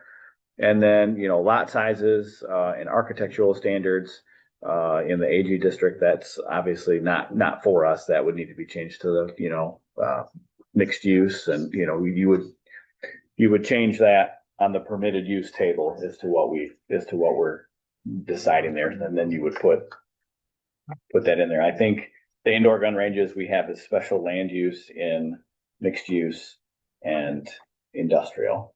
So those would be the two zoning classifications that you would put in there. I don't necessarily know if we have to have that last one in there. Only in the sense that, there are other provisions in the zoning ordinance that kind of dictate, what, like your landscaping and stuff, like, building code is going to take the day on that Well, I one. was just talking to Cody. Were you? Okay, all right. See, you guys are way ahead of me over there. So I assume that your conversation was, do we really need letter I? It was get rid of it. You get rid of it. Okay, No. all right. That's- So that kind of was this is just what they brought back as a draft. Our role here is to take a look at this. Do we want to add anything? Do we want to take anything away? Yes, Mr. McKay. In my experience as a firearms instructor on indoor ranges, Mhm. this is woefully fine for what we consider the type of thing we put normally in an ordinance. But it is not addressing some of the architectural safety issues that need to be specifically allocated to the shooting area. Mhm. While the shooting area should be isolated from any retail area, and by isolated, I mean sound, like doors, walls, things like that. So it's a separate area of the building. The actual shooting area in an indoor range should consist more of, think of it as a booth for each shooter, Okay. so that there is some kind of physical, almost like in a voting booth, Mhm. some type of physical barrier that is separating each shooter.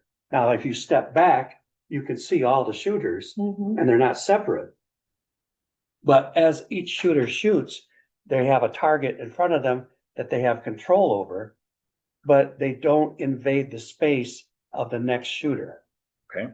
And the reason for that is purely safety. It's a big safety issue that you don't have like an open area where everybody's shooting and there's brass flying from pistols and or Okay. rifles. And this controls the brass. The brass is going to fall on the floor. There'll be barriers so it doesn't hit the next shooter and things like that. That's just, if you really want to see a range that's set up properly, you go over to Freedom Freedom Firearms Yeah. and walk in, see how they isolated the retail area from the shooting area. And then each shooting area is like a booth. Yes, Okay. it is. And I think it's well set up.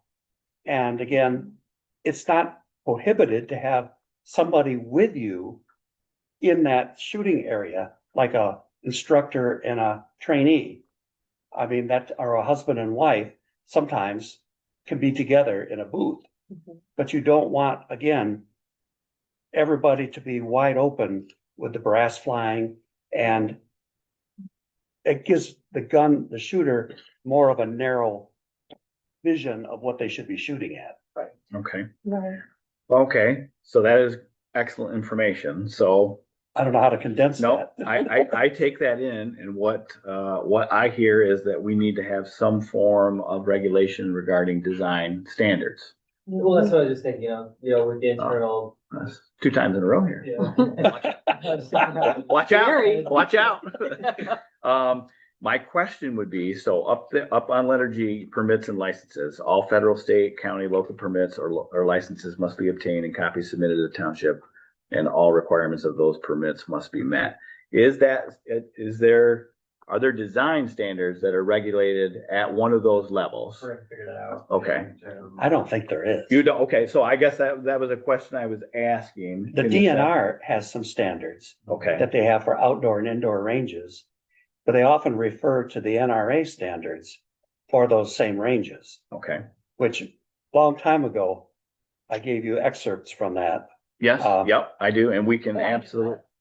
absolutely bring I know, that, it's huge. bring that massive It's packet huge, back but out. Essentially, you have everything that you need. You just need to address more safety standards in the firing line. Yeah. And that's really, Be on like a site plan. I would Yeah. think as well, Correct. figuring out what it is, and then design standards or. Yep. Cause there Okay. are also types of indoor ranges, like we mentioned, I think it was last night when we were talking about it, where they're more like the 3-gun and stuff like that, where it's one open room, but they only allow one shooter in at a time. right. And they have like the barriers you can hide behind, and Yeah, those are, All right, that's a very in our complex. general sense is that one of those licenses that they refer to there, federal, county, or local, does not have that requirement. We don't. I don't believe so. Okay, all right. So I think then what we should do is I will forward this back to McKenna with our thoughts and Okay. request them to look into what design standards would be, if they have any that they've used in the past or whatever the case may be, and try and see if we can't add something of that nature to this. Yeah, you have to differentiate, like Cody mentioned, from a range where you have like 8 people shooting at the same time at their own targets, to a more competitive range where it's one person and they're moving around in a room shooting at individualized targets. Okay, like lane versus Yeah. competitive. Yeah, lane versus competitive. I don't know what the language would be, but those are becoming more popular as well. okay. Is that kind of what you were thinking, that, Yeah. we would look at some design standards or whatever? Okay. So I will get back with them and we will forward that on. And we are good with everything that is in there, other than we were gonna check off the last one, Yeah. and come up with, some form of design standards. If in fact we can do that, obviously. Yes. So we have other, parts of our ordinance they're not I mean, they're dual use. Mhm. We're but we limit the amount of commercial space versus other space. We Okay. wanna do something like that, like sales can only take place on A certain portion of the, this much. okay. Otherwise, it's considered as are we gonna differentiate a store with a range, or a range that also has a small commercial, Okay, just something to think about. okay. We'll reach out to them and see. I'm sure that they have something. Or, I mean, a best case scenario would be they come back and go, well, no, here's the federal or state statute that has that. I mean, it doesn't sound like they're gonna I come don't back and say that, so. Recall one, but that Okay. doesn't mean there isn't one. Right, so, but they will be able to assist us Okay. with that, so. Some design standards, is what we're looking for there. Yeah. Anything else on that?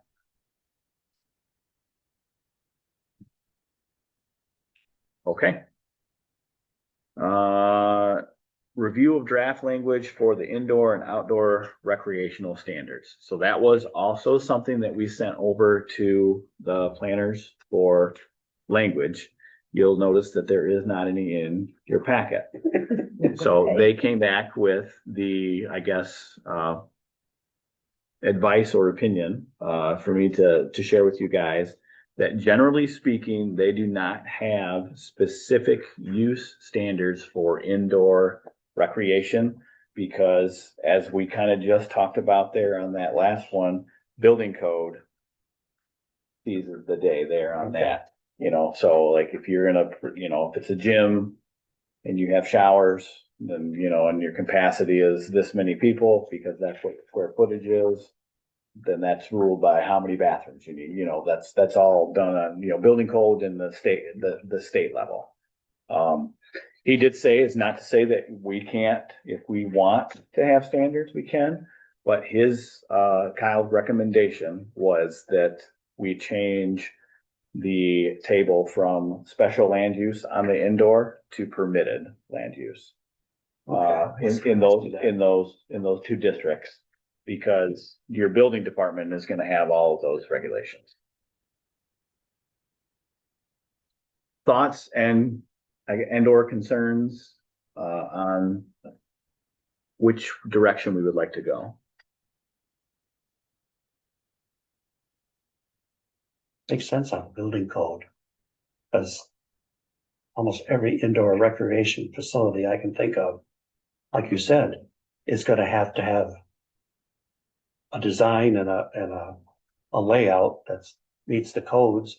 And like you said, number of bathrooms based on capacity, et cetera, et cetera. And what triggered it was that we have it as special land use. Yes. Not permitted. Yeah. And that's just kind of what we said, well, let's see if there's some indoor standards. Let's send it to planners, see what they say. And that is what they have come back with. Now, we have outdoor recreational standards, which we'll get to, is listed as special land use. And he did provide some feedback on that to me as well. But for the indoor, that is the feedback that we were given there. And that does make sense to me. It does to me. It makes sense to me. So I think it sounds like we're all in agreement that the part of our text amendments and our proposed draft language will be to change the permitted use table from special land use on the indoor to permitted in the same two zoning district classifications, by the way. I believe that's mixed use and industrial. Indoor recreation. Mm-hmm. Yeah, mixed use and enterprise. Or enterprise, sorry. I get that confused every time. Anybody have any concerns with that or? Does Yes, crazy thought. sure. We have the mobile home district. Mm-hmm. A lot of times with like mobile homes, they'll have like their recreation room. Clubhouse type deal. Yeah. Would that fall under that? Like, would they have to come in for a special? Like, do we have to allow it there? No, I don't think you have to allow it there. I think that we can control. Cause it's more like free to use if you live. Right. So I would think two things here. Number one, we can kind of control where we want things permitted use and special land use. I understand the argument there, but are there a set of standards for a mobile home park? So I would think that if we were concerned about that, we would address that issue there as like part of your application for a mobile home park is that you need to have a recreational area. Am I off base there on my thinking stuff? I mean, we can dictate to an extent what we allow permitted uses in the district. That's why we have the table. Yeah. With itself. Yeah. So we actually don't have standards for mobile. I believe that's one of the things. We don't? And because we have something that refers to the standards Okay, And then it like links the cemetery or something like that, if I remember right. okay, yeah, I do kind of remember you saying that. Or we have some standards on under dwelling units on manufactured Okay. housing, but not like a full park.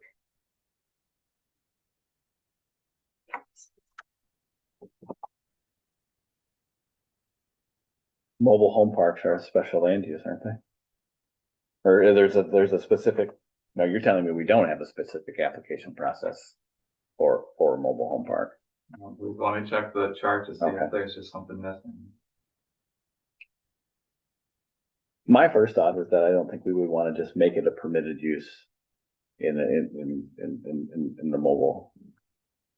So, under dwelling units, manufactured housing park, 3 or more on a lot is a permitted use in the mobile home zone. Page 26. Mobile home zone, For manufactured housing. okay. Right, but we're thinking about two different issues. So like you can put a mobile home park wherever the future land use map says. But we don't have a mobile home district, and that's the permitted use table is referencing our districts. Yeah. So, I see, yep. I'm getting confused. okay, right, am I understanding? Correct. I think you're right. Okay, Mhm. all right. So that is not an issue that we Okay. need to address per se. Okay. I don't think, I Cody. don't believe so. Right, If it is, it's not a pressing issue of that. Okay. We need attention. all right. Wonderful. Okay. Is everybody okay then with adding that change to our draft text amendment? Yes. Okay, perfect. Outdoor recreational standards. So Cody has brought up the question was from the land bank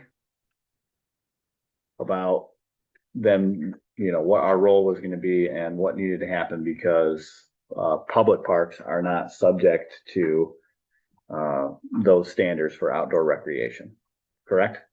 Not the landing, just the county. I'm sorry. Gee, now I'm confused. The county, referring to the boat. There we go. So that is something that we talked about,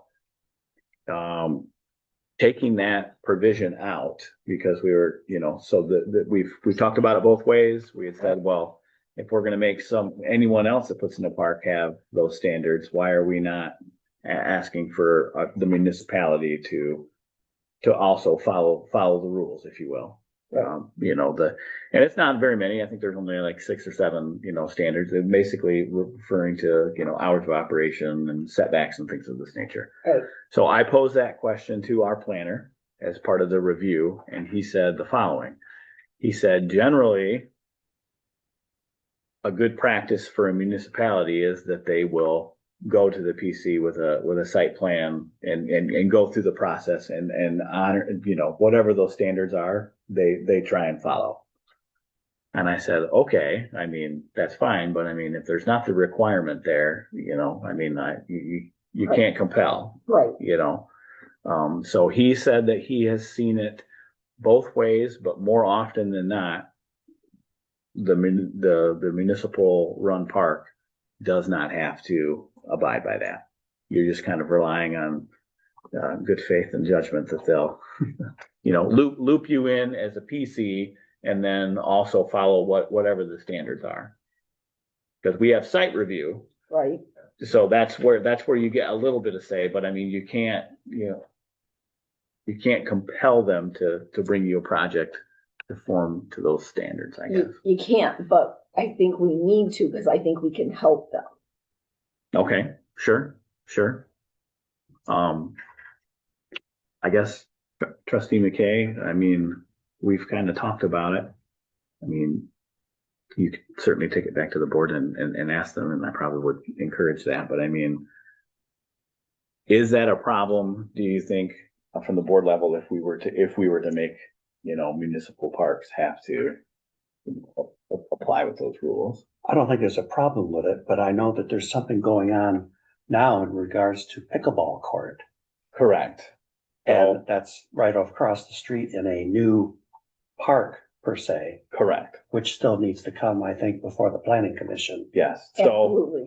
and again, Kyle said that most municipalities, and Seth probably would say that, you know, when they do a new park, they put it before the planning commission. I would think that would still be a good idea. Planning Yeah, commission does absolutely. site review on any new use. Yeah. So Yeah. any vacant piece of land that's now being turned into a park would have to still come for site plan review. So, you know, Absolutely. the tricky part there is the language in the ordinance says that they don't have to. So yes, we're gonna get to do site review, but I mean, site review of what? You see the problem there, you know, like when we do a site review, we go, what are the setbacks? Do you meet them or not? Well, if we can't make you do it, then, you know, I mean, it's kind of a weird deal. I don't personally see the problem with changing it, but I understand why that gets tricky in that sense. And again, you know, I think it's probably, you know, I did not ask Kyle specifically because I didn't think about it, but I mean, so Seth has indicated that, you know, it's probably 50-50 planning commissions that have control over site review fully, you know, with the last say. Yeah. No, almost all of them. Do they? Do they almost? Yeah. I Okay, mean, I would always recommend that. okay, I mean, there's a few, like Thomas, for example, it goes up to the the board. I don't. Okay, You know, Okay, depends on all right. the structure. Okay, that's good. so from that perspective, I mean, I don't see a problem taking it out and just, then there's just no wiggle room, but I mean, that's what was relayed back to me as messaging. Kyle did say it is your community and it's whatever you think best of the community. He did say that, you know, you may want to have the liaison take that to the board or whatever.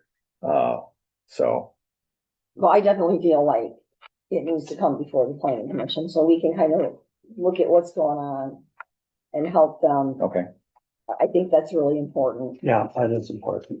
okay. Okay. Then if that is the direction we want to go, then I would think that we would want to recommend a change to that in the draft language to remove that provision. It's the last one that's listed there, Cody, I think. Yep, it's, Okay. B1F. Okay. Which one is that? B1F. Okay. And that's under the outdoor recreation. Yep. And then just, I mean, yeah, there's not a lot of standards anyways. There actually isn't a setback requirement either. Could have sworn there was one on No, there. but the impact on surrounding properties, but it doesn't list any actual setbacks. Nuisance impacts, you know, noise, odors, dust. Parking, which I know we had talked about that, Mhm. removing that exact weird thing, 40 foot from any residential district. Which that could potentially help with your setback, like, you know, where the activity is using, if you put a parking lot here, and there's a house here, that shields Right. them some. Screening, and then within the neighborhood residential district, outdoor recreation shall only be approved for special use permits on lots greater than 5 acres. Which I think is probably still a good number, to be honest with you. In the neighborhoods anyway. You know, and those are the only changes. Okay. Track that change in what I send you, that way we'll have an updated copy. I'm writing it down, and Claudia will notate it in the meeting minutes, and then I'll have it on the list that we send out. Okay. I mean, we can do that too. That's not a big deal. All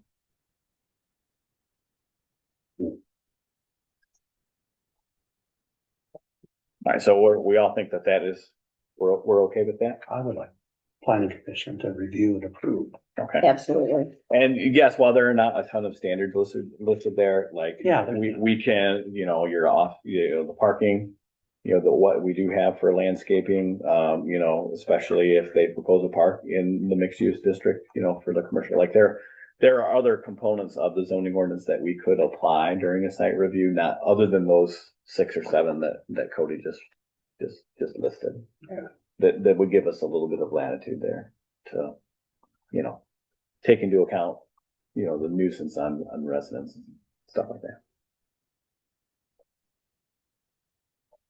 All right, did you have anything else that you wanted to add there, Cody? Nope. Okay. All right. Moving on. Articles 13 and 14.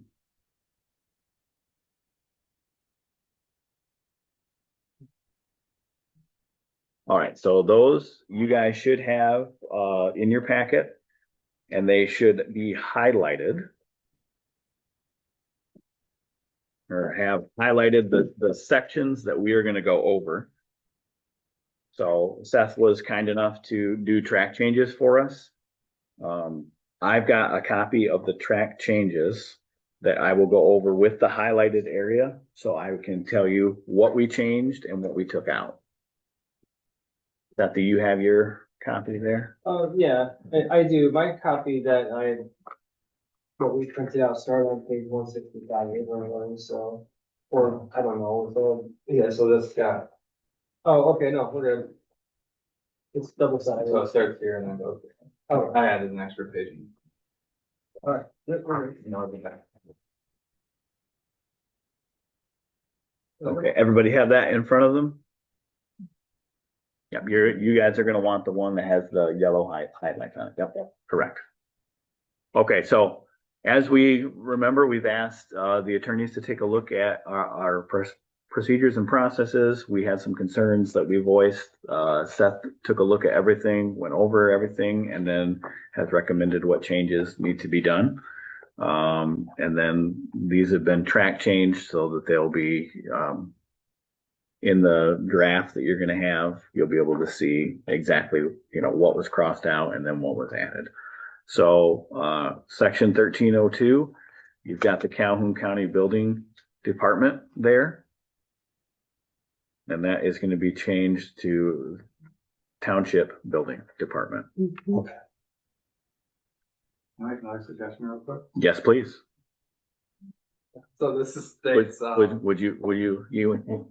you can come over here and do this anytime you want. I'm getting tired of talking. this is more a clarification thing for residents. Okay, It states, application of the Calhoun County, or, Township Building Department for any exterior construction work in Bedford Township. Is there any way we can change that to exterior structural and roofing work? Cause I get calls all the time about, I need a permit for siding Structural.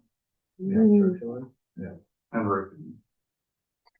all right, so you would like to add any exterior structural? Structural construction. Okay, Or roofing, you just say. Yeah. Which I don't know if we need to technically specify in a way that's structural. Yeah. But yeah, I get people asking all the time if they need a permit to change their fascia or their siding and that, does not require one. but you wanted to say roofing because we do. Yes. Okay. Yes, we can accommodate your I request.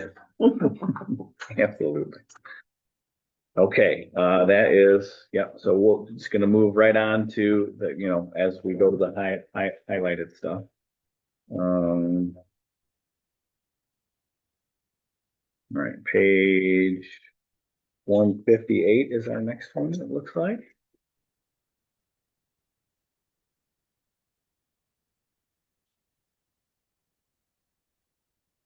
All right, so looks like C1 there, submission of site plan for formal review.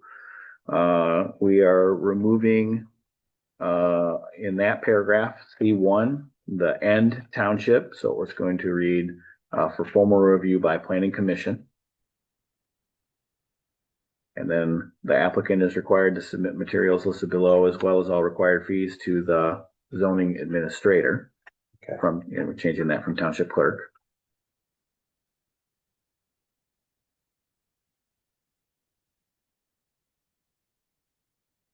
And then Seth has a change here, or this is an add-on, correct, Seth? It looks like it's an add-on, yeah. Okay, all right. So same paragraph C, there's going to be a new, and this is what he found in his review. So we highlighted what we thought we wanted him to do, and he has come to us with this.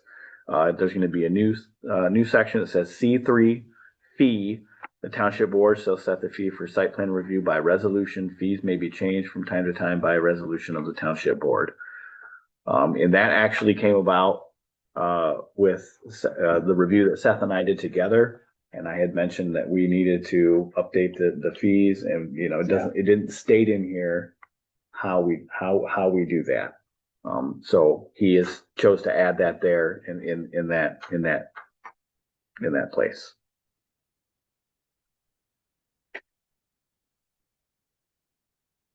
Moving on to, looks like D, page one. Our pages got goofy here. 158. Okay, that's 159 on my changes, but that's Okay. all right. I'm assuming that's because we added that paragraph there or whatever. We're looking at B1, it looks like. Yes. Okay. So the applicant shall submit a revised site plan or revisions date in compliance with the conditions. This is for review and final action. So we are keeping I will just read it to you guys. The applicant shall submit a revised plan with a revision date indicating compliance with the conditions. The applicant must resubmit the site plan to the planning commission for final approval after conditions have been met. And then we are taking out everything after that. Okay. So this was the question here. Took me a second to figure it out. The question was, we as a commission did not want to waive our right to have that in front of us. Right. Because as it read before, we could waive our right to the zoning administrator, and we didn't want to do that. Anytime there's a change, especially involving conditions, that needs to come back here. Right. I don't think there's any question about that. Next page. This is gonna be kind of fun. We're working two different pages here.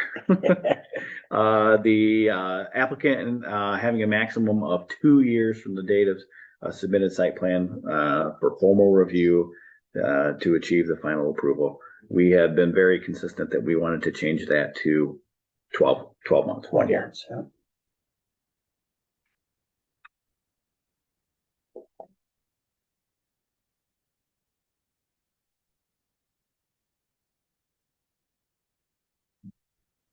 Right, and then the next one was procedure after site plan approval A, Calhoun County Building Department. That needs to get changed. So Seth, that's not, that's not on your track changes, No, but that's because that was something that we had sent over as a typo. Right, yeah. So 4A, procedure after site plan approval, what am I doing here? So it says the applicant may apply for a building permit from the Calhoun County Building Department. From Township Building Department. Yep. Mhm.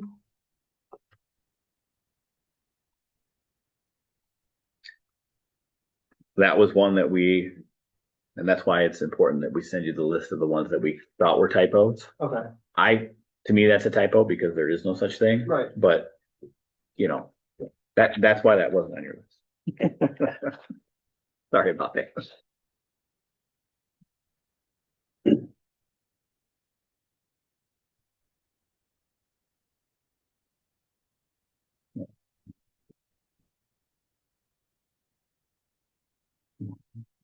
Bear with me, guys. Okay. The site plan, looks like page 160 is site plan violation. So that's here. There's nothing on the correction. Yeah, so on page 160 of the current 5 site plan violation, I don't have anything additional. Okay, all right. So this was one that we probably should have. So site plan violation is number 5. Unless a revised site plan is submitted for township review. Right. Yep, it's right above where your track changes are on page 160 on 6. So, And that's on the typo list? That was. Okay. Now, Seth, you may tell me that was one that we had flagged that we needed to change to. Oh, So for point five, site plan violation, in the event that the construction is not in compliance with the approved plans, the administrator or their designee shall take corrective action. Unless we revise site plans submitted to the, I wouldn't, they'd be planning commission, if anything. Cool. Well, so that's, I mean, we're not trying to stick our nose in the violation Well, portion, but it references a resubmitted site plan. So that is not for township review, that's for planning commission review. Yes, Unless you find other issues with how that is worded. I think so. Well, I mean,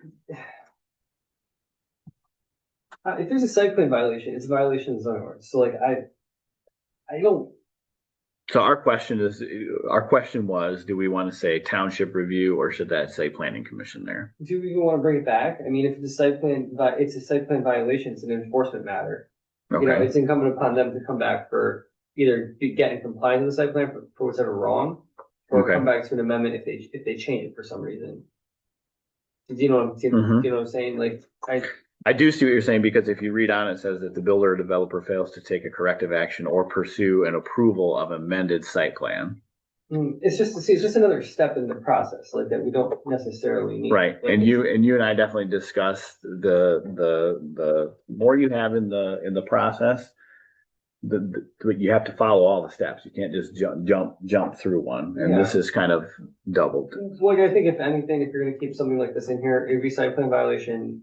In the event that construction is not in compliance with the approved plans, then like something to the extent of like, it's a considered violation subject to enforcement of section whatever of the zoning ordinance. Okay. Can we do this, Seth? Can we have you take a look at that again? Yeah, that's.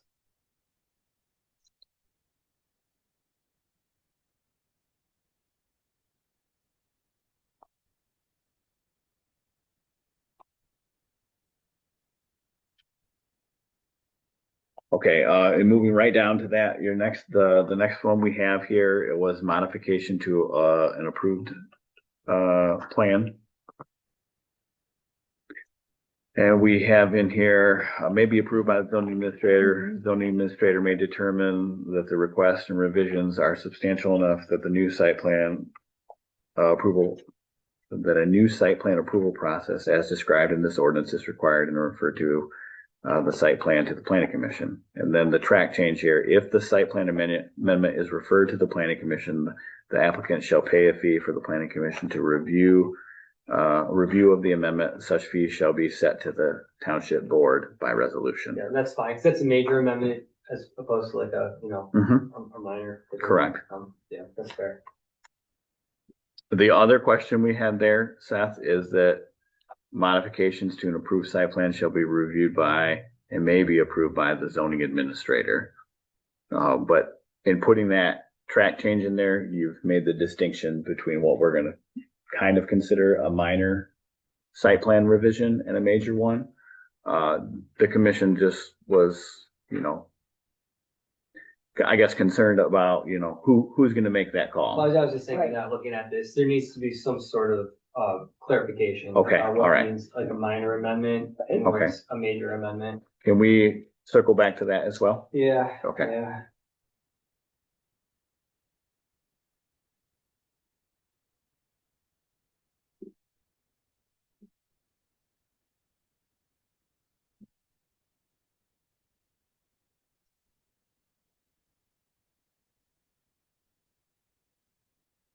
Okay, moving down to the next one there, application form. This is in regards to what we require on the application and your site plan. If you go all the way down to M, the zoning administrator may waive requirements listed above, subject to providing documentation of the reasoning for waiving it. That is something that we had flagged because we do not feel that you can do a site review if any of those are waived. And to do a site review, you have to be compliant with all standards. And in order to evaluate a standard, you have to have all that information. Yeah. So the track change is we are removing M completely. And during his review, if something's not applicable, like he can note that. It's not a Correct. waiver. It's just saying it's not applicable. Right. That's what it is. So, and we all understand, but there were several things like in the last one that we did for APC Tower from our reviewing agent, McKenna, was like that's not an applicable standard. Yeah. But you just have to document it. But we felt very strongly that, we don't want to let the applicant know that they can, appeal to whatever the case may be to have any of those waived. Moving on here, it looks like going to number 3, site data. It's the zoning administrator, we are changing that to planning commission may determine that any of these following required elements are not relevant to the given site plan and waive that requirement. And that's typical in a site Mhm. plan review, like, he'll say, like, we're recommending this, and that, and then Mhm. we see that. Whether we want that information or not, but that's our decision.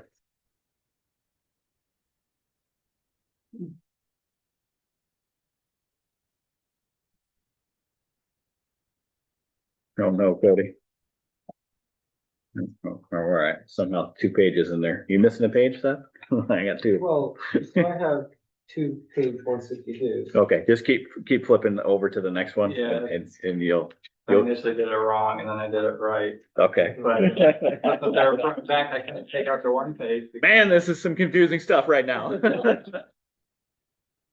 Following the packet's highlighted version, number 4, building and structural details, same thing. We're changing the zoning administrator to planning commission.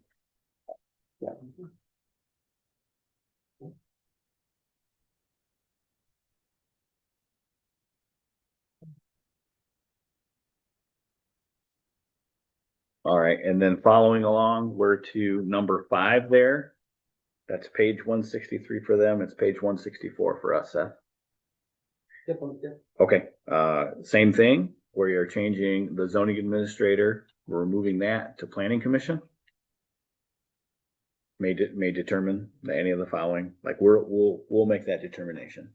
That and our reviewing agent. But You get a recommendation. correct, they're working for us, if you will. One other thing, Yes, Tony, you brought up like Charter Township of Bedford. Like if it's Bedford Township throughout or Bedford Charter Township throughout your zoning ordinance, let's just fix that, like as long as like. so we are, that is. Yeah, like it's a typo or something. Yes, that is actually on the list of, for McKenna to do. He said that's easy to do. They just do the keyword search and then it takes them to each one place where it says Do they that. plan on track changing? Yes, they have track changed everything. So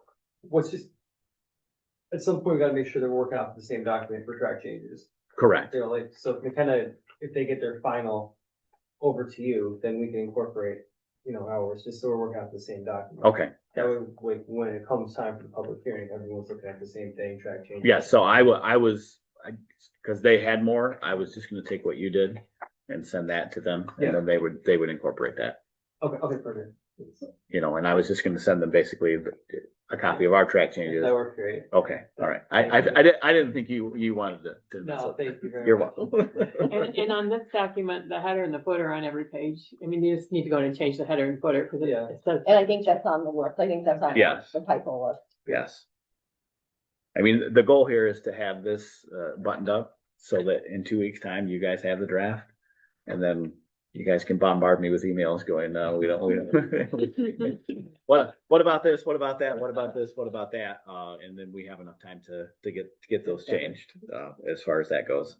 Just like, make sure that we have the final document, so we can give the notice. Yes. in the Public hearing, and Yes. I'll clarify in the notice too, that like you reserve the right to make further revision. Correct. Right. So that is, I was actually gonna bring that up later. Like, we always, when you have a draft document in the public hearing, you always have the right to make, you just have to communicate what that is. And notate that in the minutes and all that other jazz. And get a copy on the website, Yes, because always, in my notices, I always say, like, it's at the township Yep. hall and post on the Yep. township website. not my first rodeo. Come on. I know. Anyways, moving on, 165, looks like 8, B.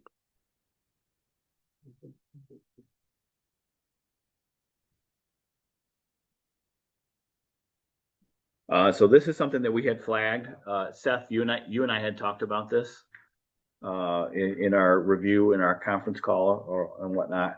If any of these items are listed below are not applicable to a particular site, the following information should be provided on the site plan or accompany the site plan. And then it's a list of each item considered not applicable, and then the reasons why each are not. So we've decided there's no change there because this is not referring to, this is referring to, I gotta go back. A specific, a condo application. So that is not necessarily specific to, like, we're gonna do a site review, but because it only says that for a condominium, you're allowed, they would have to provide us a list of what, they provide the list of why they don't think that is. And then we can refute that. It's okay to leave that and not change that because it's referring to only that use.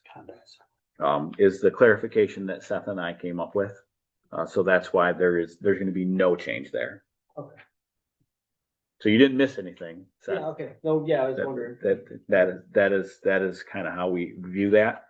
That was just on my list of questions to ask the attorney, and we did, and that's what we came back with. Does anybody have a problem with that?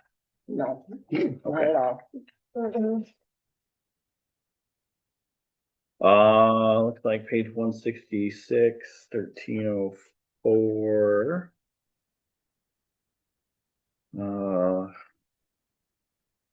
The public hearing, a public hearing shall be scheduled by the township administration. We are changing that to the township clerk because that is who goes on the notice. And that is who arranges for publication of our, public hearing and all that jazz. So that's an easier change. And then planning commission action. So we are going to take some stuff out and then we are going to add. So I will read to you. Planning commission action. The planning commission shall review the application for special land use together with the public hearing, findings and reports, recommendations from the zoning administrator, township public safety officials, and other reviewers. We are taking out the following. The planning commission shall then make a recommendation to the township board regarding proposed special land use based on the requirements and standards of the ordinance. It'll say the planning commission shall approve with conditions or deny the special land use application based on the requirements and standards of the ordinance as follows. Okay. So that is in direct reference to the fact that we have to make a recommendation on a special land use approval or denial, so that authority will be with the planning commission solely. Right. It stays here. And we've discussed that. I know Gene has brought that to the boards at least once or twice. I can't remember, a couple times. And so that is what the draft language will reflect as far as that goes.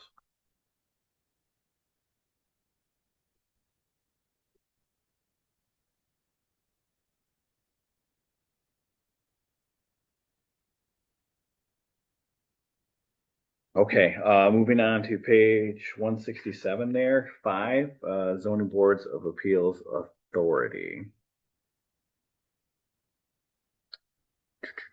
So the zoning board of appeals authority, the zoning board of appeals shall not have the authority to consider an appeal of the planning commission's decision concerning a special land use decision. Oh, you know what? That could be maybe.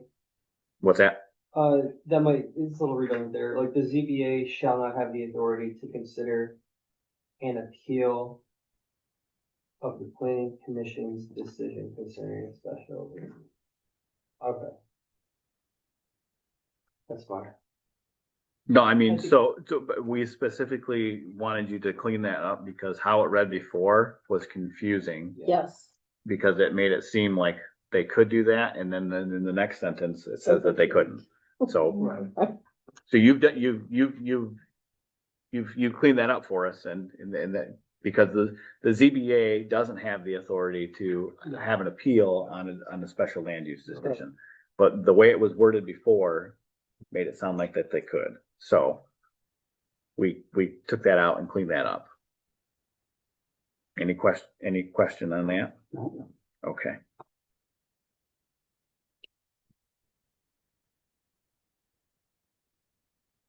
The next one that is flagged in ours, Seth, is number 8, referring to payment, including a payment of fee which shall be equal to or half the fee of the original approval. You've addressed that with changing the wording for the fee structure. In a previous section? Correct. Yep. Okay, all right. Yep. So there's no change required there. Yeah.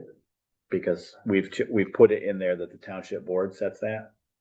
So they'll set the fee, and then if you want to do that, you have to include the fee, which shall be equal to at least half of the fee of the original, but the township board sets that.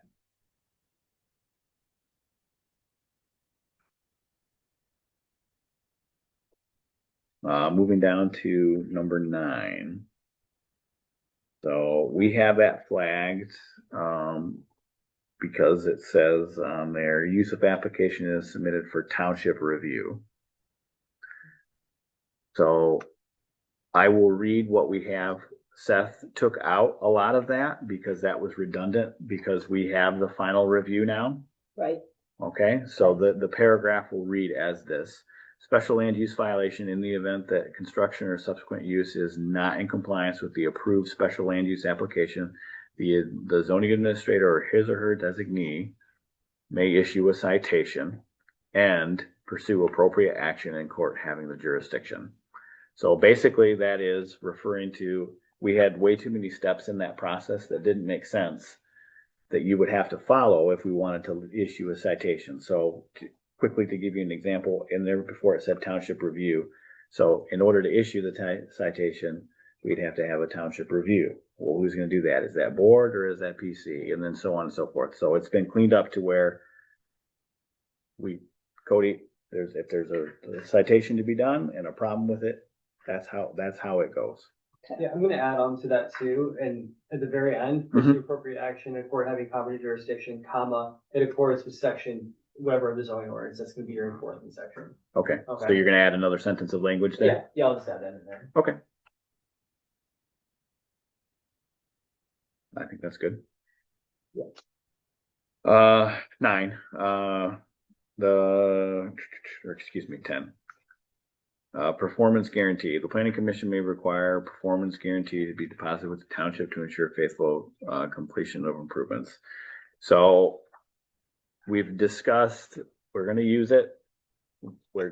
Our question, Seth, was, do we need to be like more specific in the process of how we get there in this instance? You know, I'll look at it closer, but no, I don't think so, because Okay. first it's a standard, because we may require it. And then secondly, it's gotta be acceptable to you. So I don't think we need to. Be more I think detailed there? Yeah, I think you get the performance guarantee. If they give it to you, it's a surety or a bond, whatever it is. That's where, is it acceptable to you? That's where you look at, okay, what's the bond rating? You know, so what's the engineer say? Like, is this, you know, is this Okay. acceptable to them? And is the bond rating, credit rating of the financial institution Okay. where it needs to be? So like Okay. that, I don't think that's fine. 'Cause if you don't find it acceptable, then you make it acceptable. Right, because it's a standard and they have to comply with that standard if we so choose to use it. Yeah, and if Okay. they're having problems getting that, then there's a problem. In general. Yeah. Okay, So no changes? no changes. Okay. Everybody cool with that? We've Yep. definitely talked about that several different times.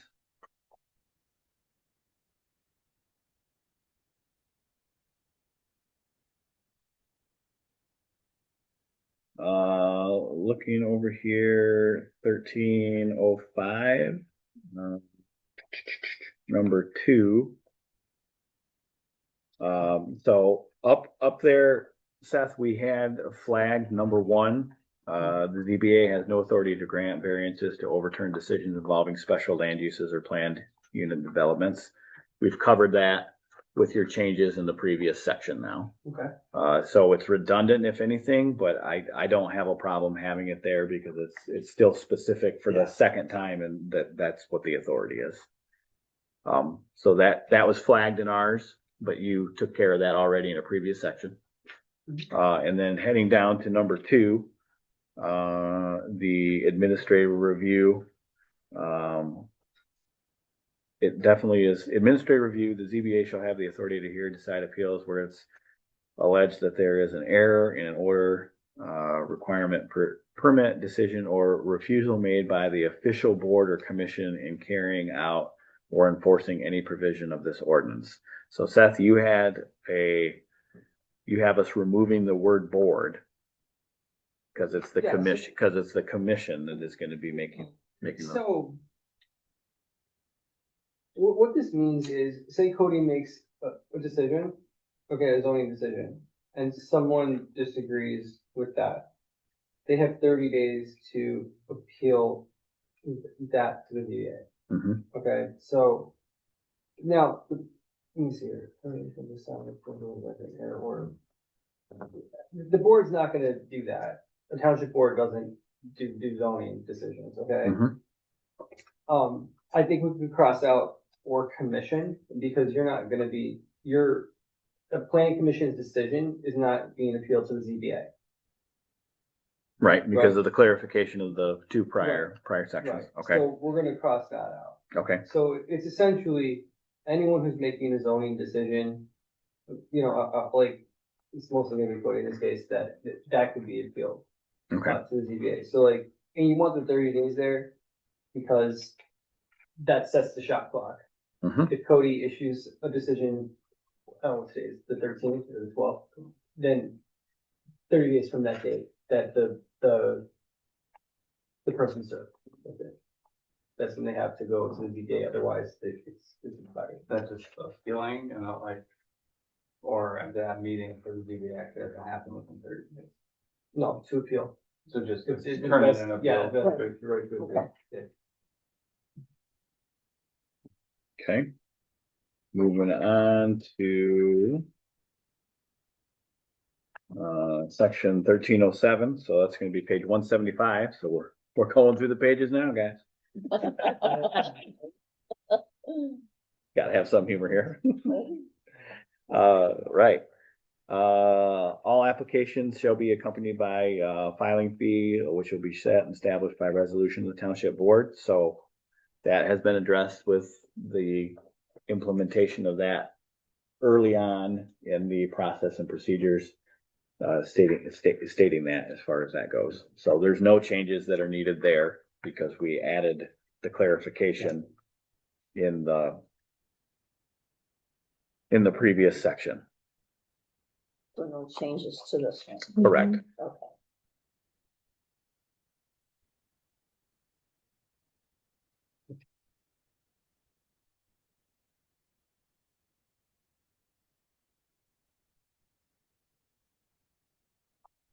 All right, going to page 179. That's going to be page 182 for you and I. Oh, okay, yeah, there we go. I was wondering. Yep. Trying to help you out here. So we are looking, you actually need to flip over one more to page 183 for you, Seth. We're looking at 1404B. This was a question that our ZBA liaison had. Meetings of the ZBA should be held in accordance with an adopted schedule or at the call of the chairperson or at such times as ZBA may, specific in its bylaws. Claudia had reminded us that we don't have bylaws. We don't have any for bylaws. the ZBA. Yeah, so I believe it's required for PC. And that's a good statute again, but maybe discretionary for ZBA, but you gotta have them, I would say. Okay, I'd like to have them. Yeah, and they're really not gonna be that much different than the PC. I mean, they are gonna be different, but the bylaws mostly talk about conflicts, which is important, and then also like your meeting schedules, things like that, so. Okay. all right. So it was flagged because it says it in there and we don't have them. So we are going to leave it in there and we are gonna get them. Okay. Seth, in an effort to help them and you, would you like me to send you the Word version of the bylaws for the PC?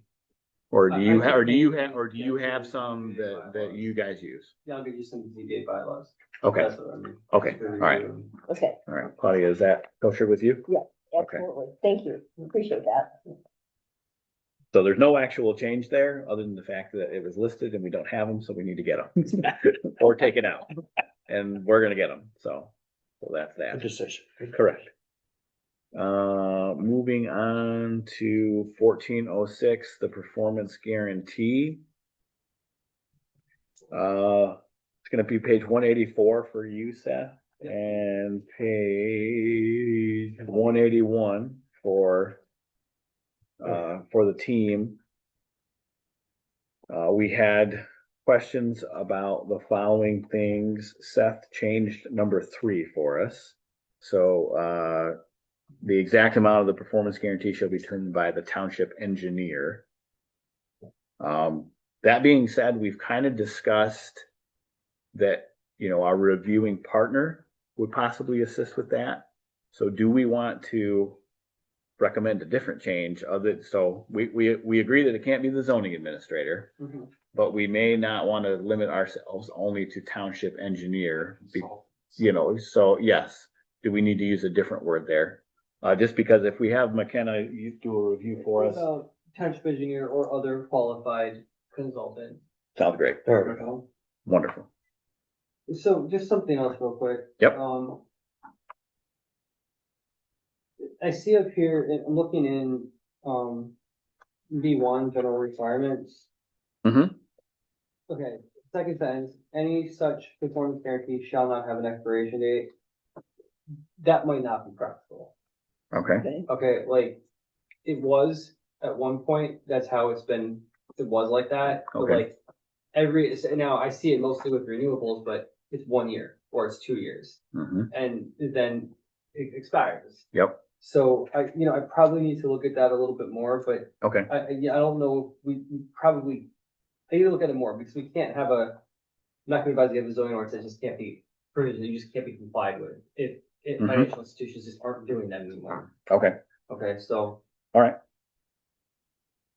Excellent. And that's really only there if they don't complete the project, right? So, Correct. right, like, So you know within a couple of years. So that's, So, I mean, we already have it limited, so if you haven't made progress, you gotta come back to us. So I would agree that doesn't line up with other previous language. So, all right, we will have some other changes at the, and in your draft that you'll get with all of these Yeah. that Seth will take a look at. I'll go B1. for it, then one more 4. Yeah. Excuse me, one more time, Sure. 13 and 14, like. It's kind of like I was talking, like, in a way that's, acceptable to the planning commission. Mhm. You know what I mean? So like, if it's not an irrevocable letter of credit or something like that, like, we'll be able to figure something out, but we'll probably look at that closer. Okay. And then we have the same, I guess, I wouldn't call it a concern, but so in number 4, right underneath, and the entire performance guarantee shall be returned to the applicant following inspection by the zoning administrator and determination that the required improvements has been completed. So it's only an issue in the sense that we're changing who is gonna make the amount. So do we have to change who decides it's released?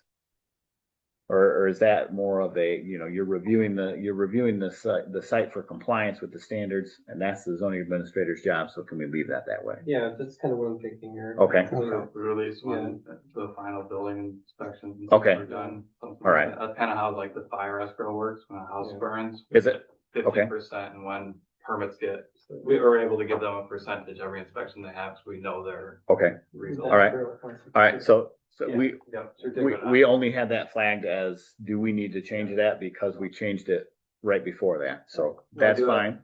Something And else right there. go ahead. So in 4. Yep. The entire performance guarantee shall be returned to the applicant, blah, blah, blah, blah. 5, an amount not less than 10% of the total performance guarantee may be retained. It's like right before we're saying you get the whole thing back, and then we might keep 10%. So we have that flagged in our in our review. So that we have that, and then it also says certification by the zoning administrator. Now, I think we've answered the question that that's appropriate to leave that there, but you bring a question as to whether that makes sense to leave that first sentence The 10%. in there, the 10%. So what I think I would like to do is have Seth take a look at both of those, so Seth, if you could give a look to B, general requirements 1, 4, and 5, just to make sure that those line up with appropriate language that's, allowable. That would be good. Yeah, which I'll check out. Okay. Does anybody have any questions about that review that we just did with those? I know it's getting really late and I'm sorry, guys. Well, had to get it done. All right, next item on the agenda, review of any additional concerns or requests from proposed draft language text amendments brought forth by the planning commission members. Does anybody have anything that they can even think of at this point? that has been bothering them? Okay. We've covered it all. And again, we do have the right, if we notice something between now and then at the public hearing, we just have to notice it in a specific, or notate it in a specific way with the meeting minutes. All right, 10, open public comment time. Your turn. Doing a wonderful job. You. We'll open at 8:54 and we'll close that at 8:54. Next item, planning commission member time. Tony, would you like to start us off? First of all, just great job, everybody, tonight, and plowing through that stuff and getting it done. And then, non-planning commission stuff, I just want to invite everybody to the Bedford Township Day Festival on September 19th. Parade starts at 10:30 and, it goes until the activities go until 2 at Ski Scareman Park. Excellent. Thank you. And thank you for all you and your team's hard work that you guys are doing to put that back into action again. Thank you. I know it's a lot. It has to be. Trustee McKay? Again, great job, lots of hard work. And then I've got a couple residents that have raised a question to me that's in a lot of communities right now. And it's something that down the road we need to really think about. Have you ever heard of flock cameras? Yeah. And yes. Yeah, I'm sure you have. Yeah. And there's a few surrounding our community. They're not here, but we've got one on West Michigan as you leave Urbandale. We've got one, a couple on Dickman and Helmer. And several of the residents have said, do we allow flock cameras? What are they? I gotta ask, what are they? It's a company, it's a private company that contracts with a lot of police and governmental agencies to provide images and or information about cars that are passing by. Like license plates? That's how it started, but it's gotten beyond that. Really? They can pick up more information than just the license plate. Wonder what? Like, do you Like- know what? Like if your Bluetooth is on, they could pick that up. Depends on the type of camera system that's being used. It can identify your car. It's a little more invasive than just a simple camera. And I haven't studied them that enough to know, but these are what the residents are telling me. I will bore them to death. They can look at my car. Well, I know one of the concerns that some residents have raised is that within the city of Battle Creek, they were outside of polling places. Okay. Yeah, that's not good. That was, No, and pointed right at a polling place, and so that was a concern. Yeah. absolutely. It's just something down the road that we might want On the radar. on the radar. Well, I'm gonna do everything I can to shift that over to your side of the table. Just so you know, I feel like you're pushing it over here. Well, I was thinking of bringing it up at the board level, but I said, Sure, I don't know where this should start. sure. And it wasn't like crisis, because I don't think I've seen any in our community. Mhm. but they're close. They're surrounding us. Maybe And- the board should have a little meeting with the officers that come in, or, have an officer, Well, I know the police chief or like them. somebody, That they do. Yeah. Police like them, but they seem to, the They issue can seems to explain be it. beyond that. Something on the horizon. Yes. But I'll just say thanks and we'll move on. Wonderful. Well, thank you very much. Barb, Oh, no, I'm fine. you're done. Thank you. You talked so much tonight. You must be- Claudia? No, I have nothing. Thank you so much. All right. I'll be brief and quick. There were two things I forgot to mention, in the review. The off-street parking, Tony. I did ask them about the, chart being, not the same as the state of Michigan chart. The response that I got back was that, so parking, because it is off-street and kind of at our discretion, we can have that chart be whatever we want. So I guess the question that I guess I have is do we as a commission want to mirror ourselves a little bit more towards what the state is? Or do we want to have the flexibility to do it, let's set what that is going to be ourselves. The pro to doing it ourselves was that we can be more accommodating, in the sense that, if you've got a 30,000 square foot building that, dictates at the state level, you have, I don't know, 100 parking spots, but they're not like going to have customers or anything, like we would be able to give them the relief that way. So that was their 2 cents, but again, it was what we wanted to do. So I just wanted to pass that on to you because I know that you'd asked that question several times. And we can certainly discuss that at the public hearing or when, whenever, again, if you have more questions about it, but that's what they came back with. So something to mull over, I guess. Cody, you'd asked about the zoning, the future land use map and the zoning map. And Trustee McKay has also asked about that before. I have found the original updated one that, from Chris, who handled our, master plan. I've sent that over to Kyle just to confirm, because we did make changes at the public hearing on that were noted on the one, but not the other. And my expectation is there that sometime in the next 30 days that we'll have that squared away. Not that we are changing it, because we're not. We're just confirming what was, because at one point, the draft that we had was the one that got published. Right. I know it's wrong, but. So, and we have all the footage from the public hearing and the meeting minutes and everything else to back that up. So, that's the update on that. And then I also want to, I don't do it very often, but I'd like to thank the clerk's office and Lisa in particular. They had an election and then a board meeting and then our meeting, and they still, promptly got, all of our stuff online, last week. And that, without having to ask twice or anything like that. So I just wanted to say thank you to them, for doing that. Cause it's always important that we get our stuff out there, for the public to view.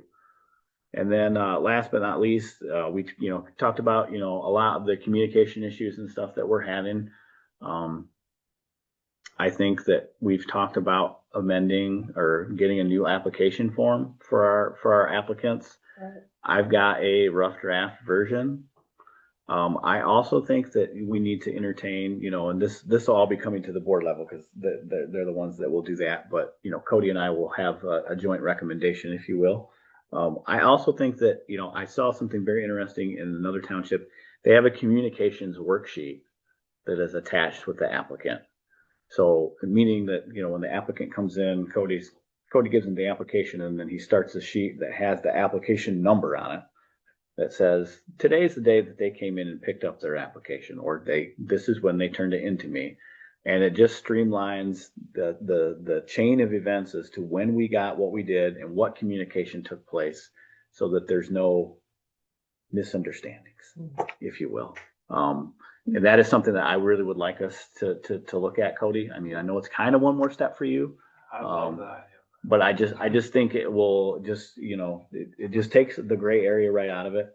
And in my opinion, Seth would probably agree that that's something that should be done at the board. They have to approve whatever application we're using, I would assume, as well as the fee schedule and what we attach to it. Right. So I just kind of wanted to put that out there. I have one to show you and all that, but it's 9:00, so I think we've had a good night. So thank you for everybody's assistance. Seth, appreciate you being here. And with that, I will adjourn the meeting. Our next meeting is September 22nd at 6 p.m. here at the Township Hall. What time is it? It is 9:00.